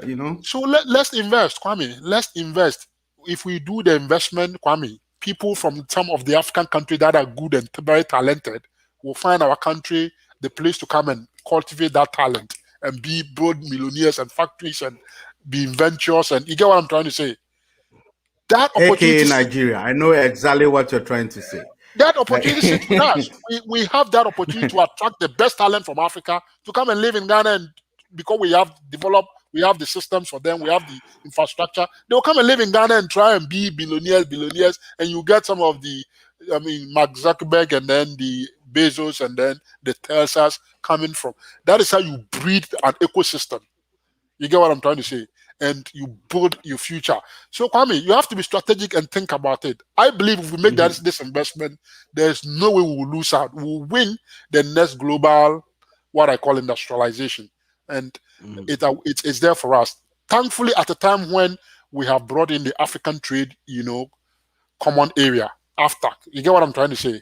Right. Kwame, there's a lot that lies ahead of us. We can't afford to miss this next golden industrial age. If we mix it, Kwame, we are doomed. I don't know what else we can do to recover. Okay, so I will say over to you, Joe Lati, to whoever is listening. Obaya couldn't come on. Obaya couldn't join. Oh, I'm sorry. I wish he had done. Yeah, also confusion basa. Yeah, so so let's Ghana, we have the opportunity to lead Africa in that sense. Even if we're not the whole Africa, at least we can lead West Africa and Central Africa. You get what I'm trying to say? Maybe South I think Africa. we are in West Africa. We are in pole position. Yeah, we can do it in West Africa. All we need is just. I think Ghana, we think a lot, but we act very slow. Execution, Kwame. I told you, you were telling me Jimpa. I was going to ask you, Kwame, how has Jimpa helped us resolve that problem of execution? Because these ideas, you can have them nice on paper. Somebody will think through them, but the execution is a different ball game altogether. Execution, Kwame. How have we fed on execution? Have we done very well on execution? Terrible. I don't know. So if we have these ideas and we don't execute it properly, Kwame, it's just like somebody say we plan and we fail to plan. So execution is very important. See, even like low-hanging fruit like agriculture.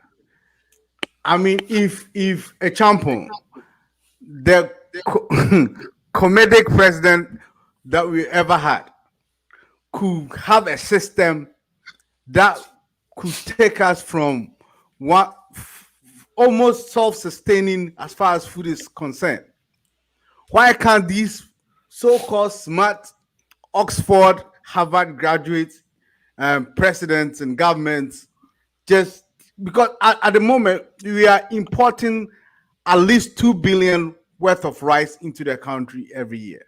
This is ridiculous. And that is just blocking a lot of farmers in the north and in the Volta Basin that are producing rice. That is just taking a lot of work from them. And if we can employ the north and the Volta Basin, I think we will cut about, especially the north, we cut about 50% of our unemployment. And those guys are ready to work. They are planting the rice, although we don't buy them, but every year they are still planting them. All the time. So don't you think this is just a little policy? This doesn't involve money. It involves even saving money, because we spend a lot of our hard-earned dollars in importing all these things. So just policy, Nigeria did it a very crude way by just shutting all their borders, which is very stupid. But that's Nigeria for you. But we can have a smart way of doing this and just save our farmers. And if our farmers have money, the farmers have been running the economy. The farmers funded our independence. It was funded by cocoa money. So if we can get the farmers going and the kids coming, we can think about technology and stuff for them. I think we can solve this. Let's try and end this conversation in the next 5 minutes. I'll start with you. Oh, with me? Yeah, Kwame. And I am yeah, maybe Kwanzaa want to say something. Kwanzaa say something. Kwanzaa. Me amoka nyina no adwem papa na kyese wo dwen oman yankasa Ghana man no ankasa ni wo hwe ye no financial system na o se oman no boy sika samo even common tomato seller ni sika ode akoto sika kwabia wo ga no bank no ense se ye mama bank no aba no ode fa de koye ni business bia oman ni mo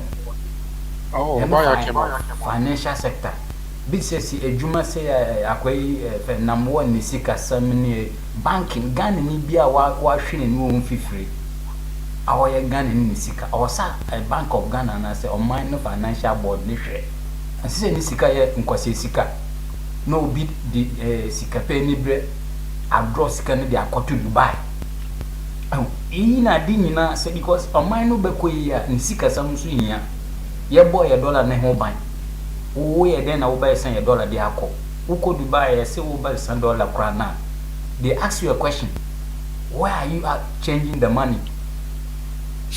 Because dollar rate ni bia na letter for no nya dollar times ni bi nsa omofa ntuna asia na ya ba san ye dollar no na omo de kọ na yense si fomo ndi sika sam no say e bo ho ban in order for a country to go no bo say e bo sika sam ho ban pa wo hwe ha say no a nso USA wonu send this card you check ID card wo document bia wo ye adwuma wo yo ansa ya ma kwan wa send this card your money mo akobi man so but Ghana no alata fu ebego obi aso no obi bank obi aso no obi bank ndi ni Bank of Ghana no kra no se Ghana Commercial Bank o se o man no pay from office kasa mo mi di o mo ya total mi nti ase o God is one egu obi ya na egu chese obi aso no opese obu nkofa no obi bank akra na we wasa man physical people really no dey fi ase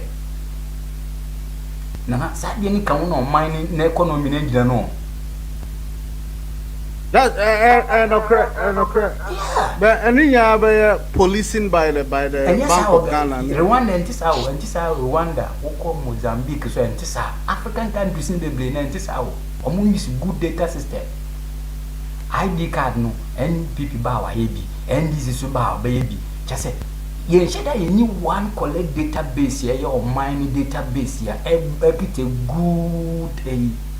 get a good formation bi a chese say me akwesini ye wo mo ha say me fisa akro we so me date me number me date of birth ni obi a we wu so ne date of ne kwana wo wu ne hospital die eno so ni bibia chese me ba ha baby me shock obi a wewu na yɛ kɔ no yɛayɛ ne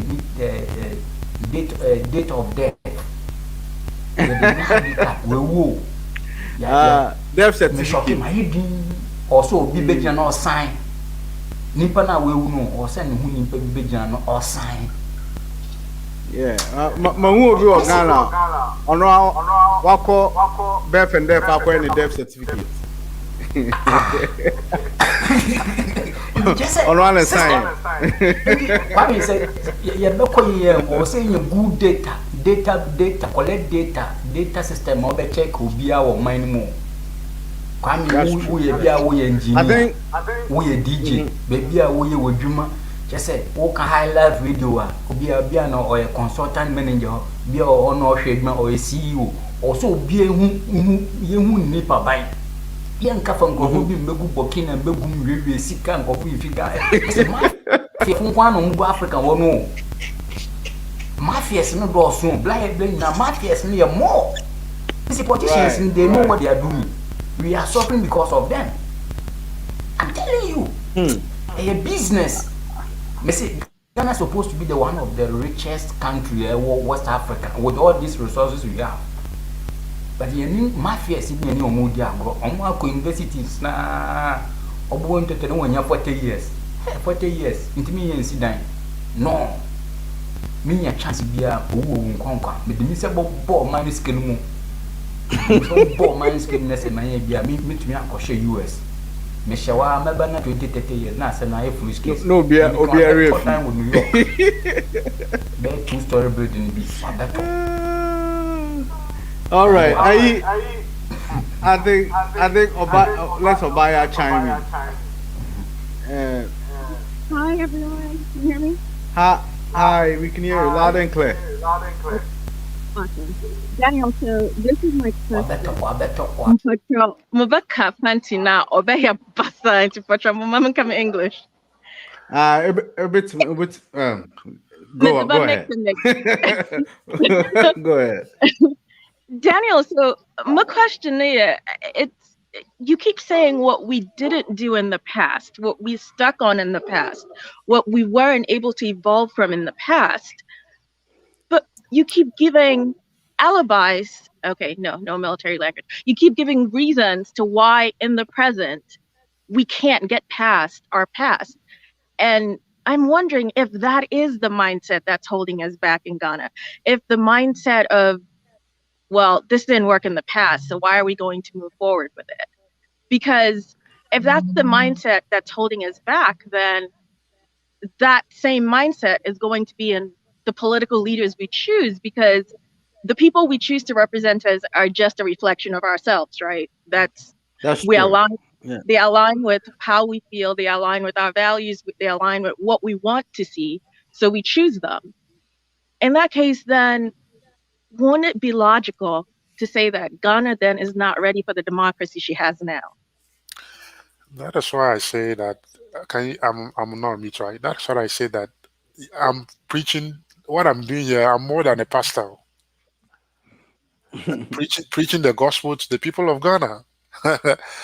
That is the mindset or the liberation that for those of us that have seen the benefit of this thing from elsewhere need to be telling our people. We shouldn't assume that they know or they appreciate the global world and the way things are going on. They need information, and we need to provide that information to help them make those better decisions and get it out of this cycle. Okay, but here is where I hesitate to agree with you fully, because I am from this country. I am from the U.S. So when Ghanaian or Nigerian kids came to my college, they were intimidating. Mm-hmm. So to say now, to endorse the idea that a society that cannot go forward can produce those forward thinkers at that age. Because I remember I was always the top of the class till we imported a Ghanaian or a Nigerian. Then it was like, dang, I got to study harder. So, I mean, story of my life. So right? you see how the environment that you grow up in and the kind of exposure that you get can be a game changer. I But absolutely endorse it. I think what Obaya is saying is what I've been trying to get to you, but I think you still don't get through to us. The Kwame thing and I have is, been of the same mindset from the beginning of this. yeah, We should stop giving passes and excuses for incompetence, for failure, for the refusal of the people to grasp what is in their reach. I mean, there is nothing that Ghanaians cannot do once they decide to do it. But the problem right now is they're deciding Go not ahead. to. Yeah, and I think the reason why nobody seems to have an answer for that is that the government. I mean, even if you want to say that those that are educated abroad has a broader horizon than those in Ghana. About 3/3 of the presidents that have led Ghana till now are Harvard, Oxford, all the big universities. They've been through that, so they know the difference between. They've been through the Ghana education, they've been through this education, so they know it. I did all my education in Ghana. I came here and I fit in fine. No problem. So I think because we give them excuses all the time and they know they can get away with it. So I honestly believe that's the problem because Kwame, the evolution that you've seen in America and in the developed countries in terms of our technological space, most of it have not necessarily all come from government. Unless I'm wrong, somebody can correct me. It's been led by private, big, ideas, right? Government only provided that small platform, and people, wrote. Took that and then did their own thing with it. Somebody can correct me. So, and Daniel, I think that's what we are asking for, the platform. so, Because so all the government of the US had to do was to expand the rail lines to right. all the corners of America. And the businessman took over. So we're saying just provide us with a platform because individual Ghanaians don't have the resources to provide the platform. That's why we've given all our taxes and our resources to one government. And you know what? Take all this money and give us a platform. Kwame, I'm coming back to that same question. I told you that, Kwame, who creates a government? You see, this is why I told you we have to start arming our people with information and what they have to demand of governance, political parties, and policies, and who rules them and leads them.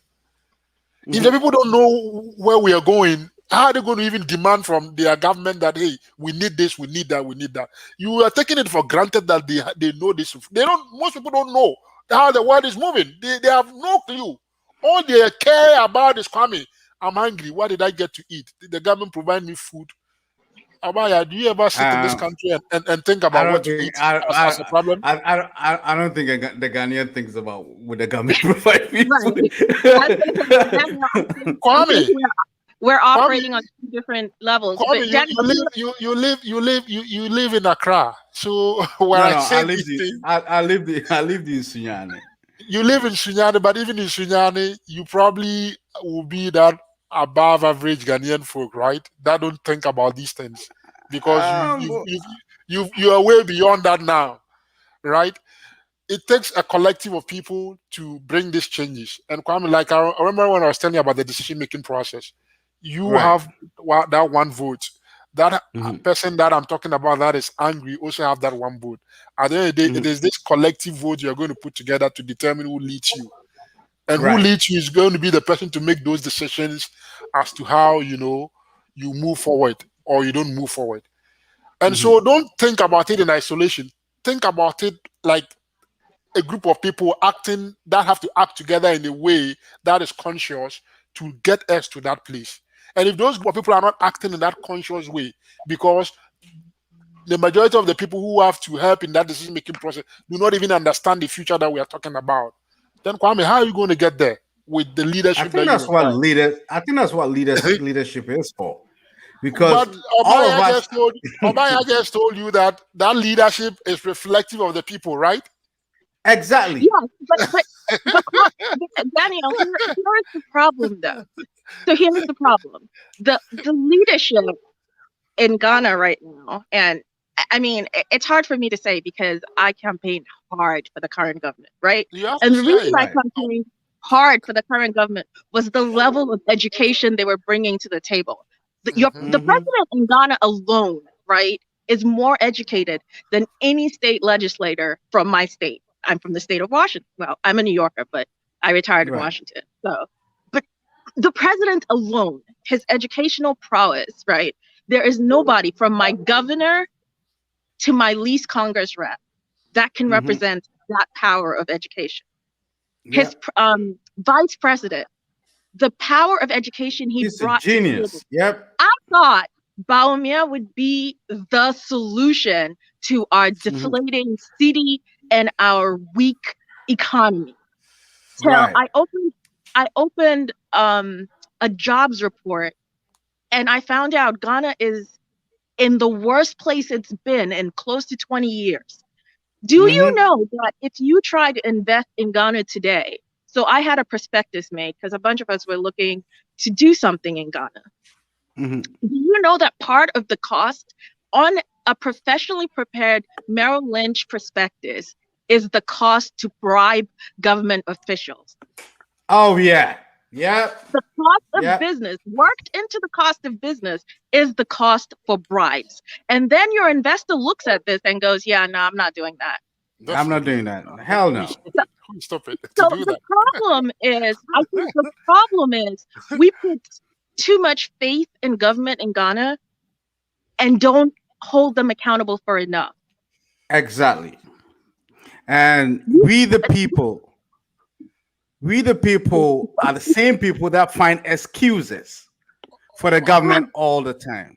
How can you hold somebody accountable if you don't have even the information? You know, to be able to hold somebody accountable, you need to have information about what you think ought to be, you know, where we ought to be and what they're doing now that is not taking us there.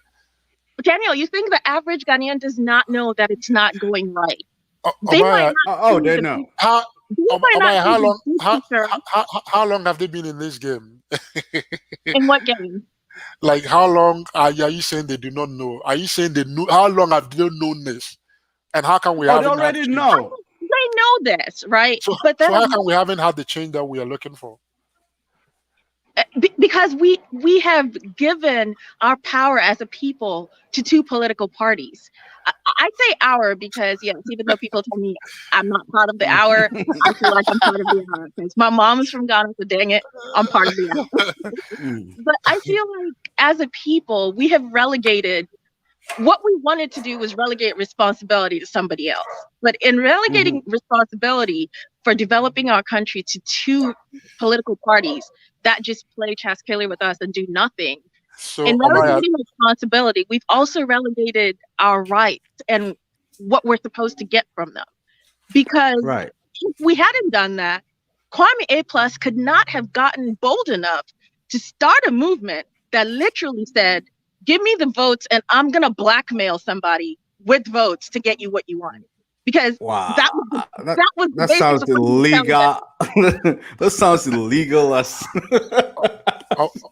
So if we did away with these two political parties, what would be our solution? Assuming we had them off the table. See, I don't even think we can. Go ahead, Obaya. It literally would be taking think tanks like this one and putting the power back in the hands of the people outside of NPP and NDC. Because the thing with politics in Ghana is the politician in Ghana has spent so much money to get that post.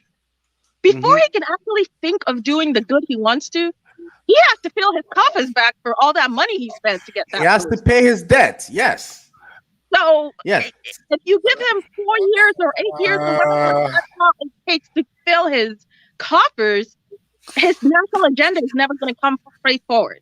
Obaya, you just pointed out a problem. Let me ask you, this because of the same reason that you pointed out, some people have suggested that the state should fund political parties and not allow political parties go their own way to look for funds. And then, like you said, when they win power, they will have to think about, paying back these monies wherever they borrow them from. but that if the state was sponsoring them and paying for it, we can have a system to control how much each person is spending, because I mean they will be limited to what we provide them. Some people have proposed this idea that the state should consider that. Others said no, the state can't do that. So how do we resolve this problem? See, let me jump in here before Baya comes. The reason why, as good as that sounds, it's not going to work in Ghana is the amount of power every sitting president has. The state is actually the president. Yeah. Right. He is the state. So once you tell that, oh, the state should control the funds of the political party, guess what? The party in power is going to make sure that the other party doesn't get a penny. Facts. But if it is by law, how will you deny them? If the EC was providing that funds and regulating that space, You're talking about EC? Okay. So how do we so how do we get out of that problem? How do we solve that problem now? That has been a debate. That's been a debate that's been going on since 1992. So we'll be stuck with what we have. The power of the president. The parliament has to strip some of the powers of the president from the executive. The president is literally a king in Ghana. He does what he wants. Can you imagine when they took this? This is a typical example. When they took Chachu Chikata to court, and he made his brilliant argument to the Supreme Court, and won the case. The sitting president decided that he is going to take in more judges onto the Supreme Court so that he can have enough numbers to overturn the rule. That's how powerful the president of Ghana is. He's got the justice, and the legislation all in his palms. He can manipulate them. So that's not going to work. But to Obaya's question, I think the only way that this can work is that the politician would do anything that he thinks the people will want, that will vote for him again. So if all Ghanaians are going to say, like what I was joking when we started the program, that it just took Chinese Jonas, somebody walking on the street of New York, making noise, to make the government bring in garbage trucks, 500 garbage trucks and dustbins into the country. If everybody start talking about this, if we are telling them, you know what, we've had enough, just do your job by providing us the infrastructure, I bet you every government is going to at least do something. Oh, I believe that. I mean, the platforms that we have now gives us a lot of opportunity. Like you and I are here now, we can be talking to them straight away, right? We don't have to be on a television station in Ghana to point out to them that you are messing up or you are not doing what the people, are demanding of you to do. And I think that is the opportunity that we have, and that for me, new what I call citizenship, approach to solving issues, not just those limited to your country, but you can be here and you can criticize the Nigerian government, and through the power of the internet, they will hear you. So I think that revolution is coming up, right? The Nigerian government is the worst. I mean, those they don't even come into the argument. That revolution is coming up. Somebody can be in Nigeria and criticize the Ghanaian government for something that they saw a government did that was dumb. So you see, our citizenship is no longer going to be restricted to, I come from Ghana, my native is Ghana.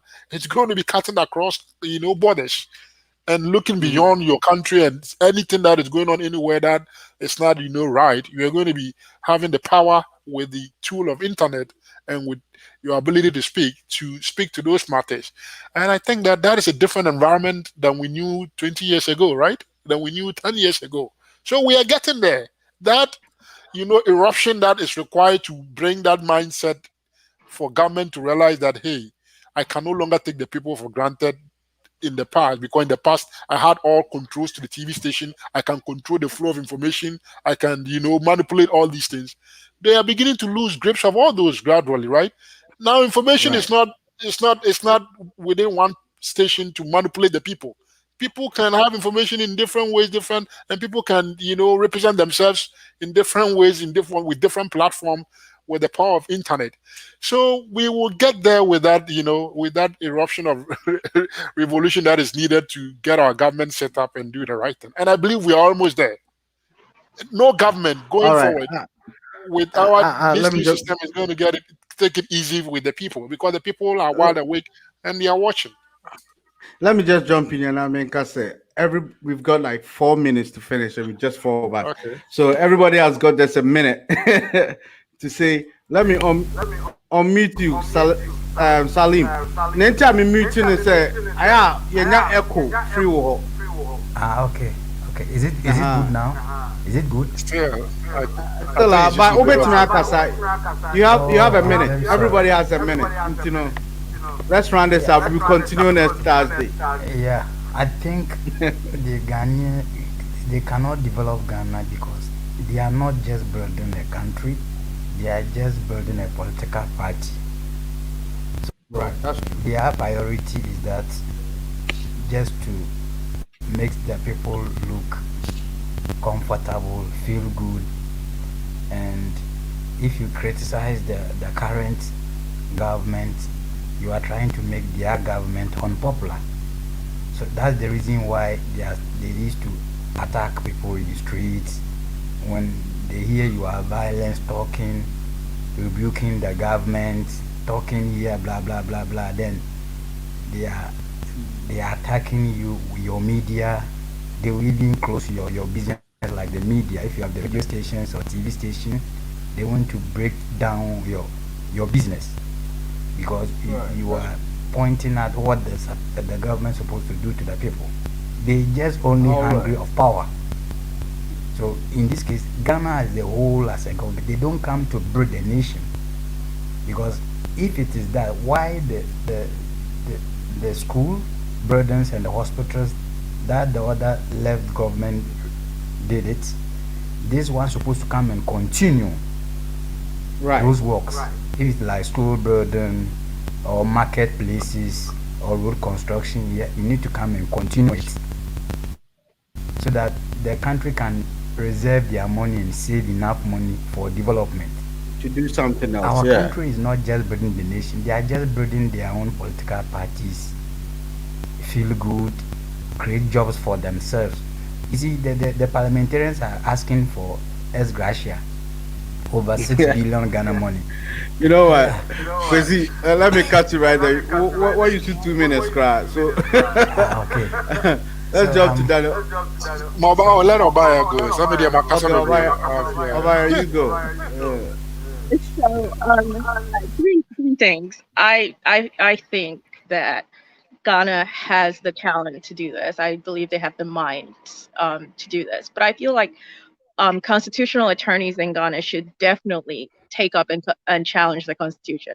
That has to happen, because right now every vote does not count, because at the end of the day, all the power in Ghana lies in one part of the three arms of government. That we might as well call Ghana what it really is: authoritarian, monarchy. with a It's a monarchy.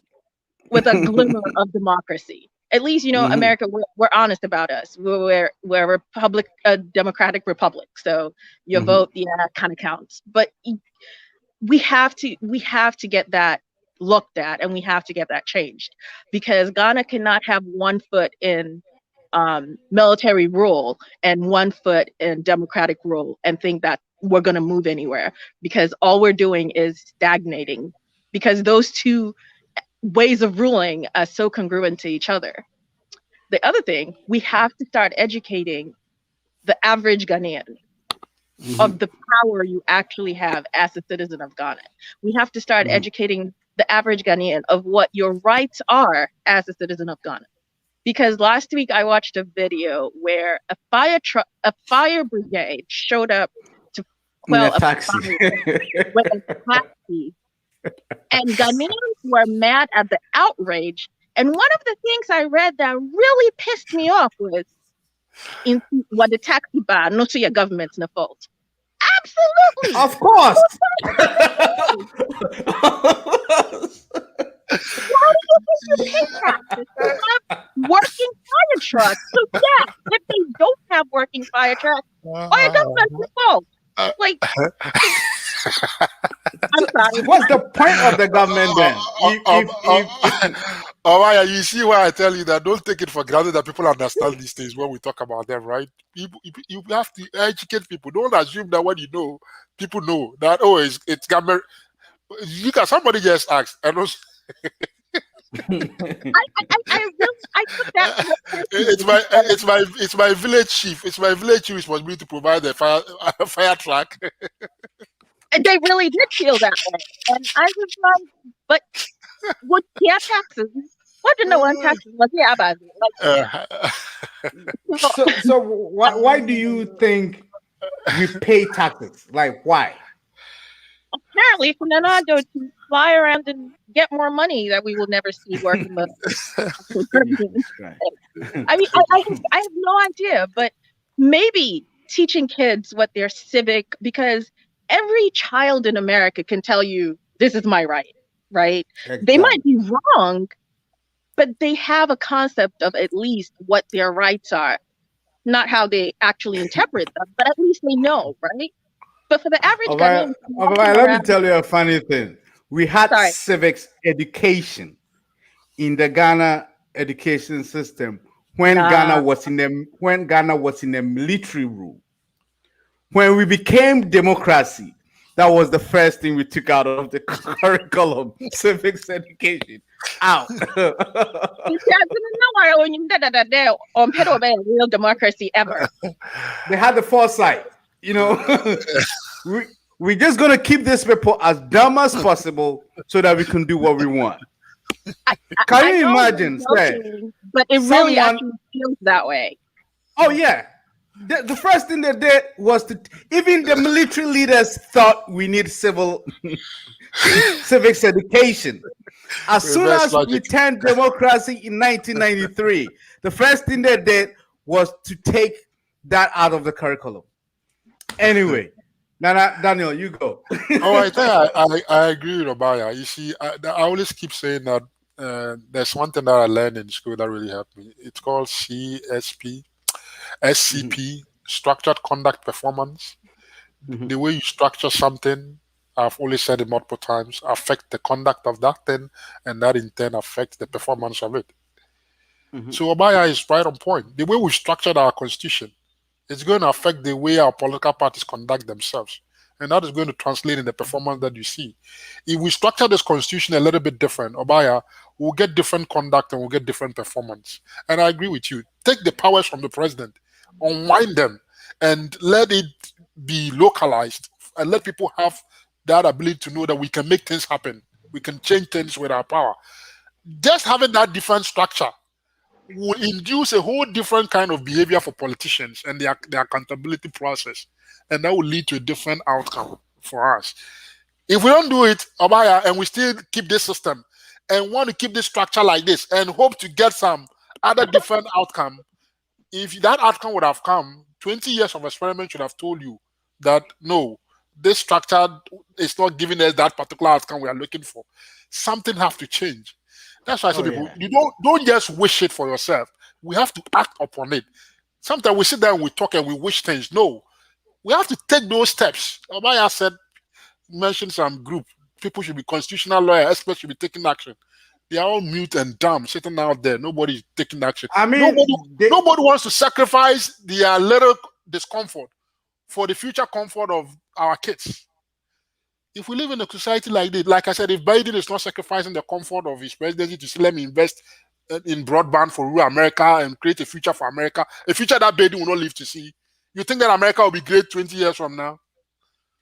Well, that's let me jump in here. I think the answer to the question, see, most of the problems that we have said, the solution are supposed to come from the politicians, and it's not going to come.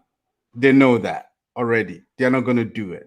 So I think in Ghana right now, like our forefathers did, activism is the way out.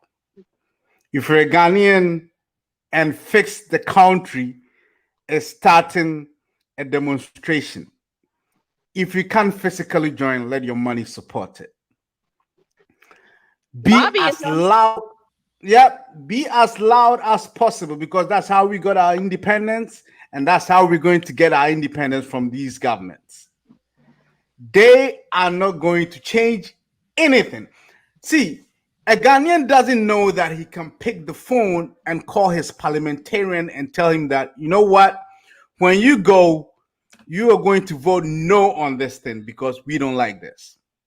They don't know they can do that. Yeah, but so what exactly do Ghanaians think they vote these people to do? Oh, I mean, I don't know. And that's the answer every Ghanaian is going to give you. Well, we're just going to give them a job for four years, and they have to be grateful to us. They have to come to our funerals and our baby showers, and they have to show up. That's all. And they are asking their parliamentarian to build the road. That's not his job. No. His job is to make sure that the laws of the country is going to serve you. Yes. You're sending him. He is your mass. I mean, Ghanaian will understand this better. He's your messenger. Osmano. Eh? Osman, you pay him every month. Believe it or not, you pay him every month. So I think activism, and I can see, I see the youth of Ghana right now trying. I think they're getting it now, that if they don't speak up, they're not going to get anything. When I tell you that, don't assume that this information that you have, the people out there have that information. You think I'm joking? You said what? Vote for an MP to go and do what? Pass law? They don't even care that what laws are passed in Parliament. Nobody even follows what the parliamentarians are doing in that chamber. It's just a few civil society educated people. How can someone tell you that if you vote for me for the whole 4 years, I'm going to build a public toilet for you and you're okay with that? Jesus Christ. I think at this point, we're just like 8 minutes past our time. We will meet back next Thursday.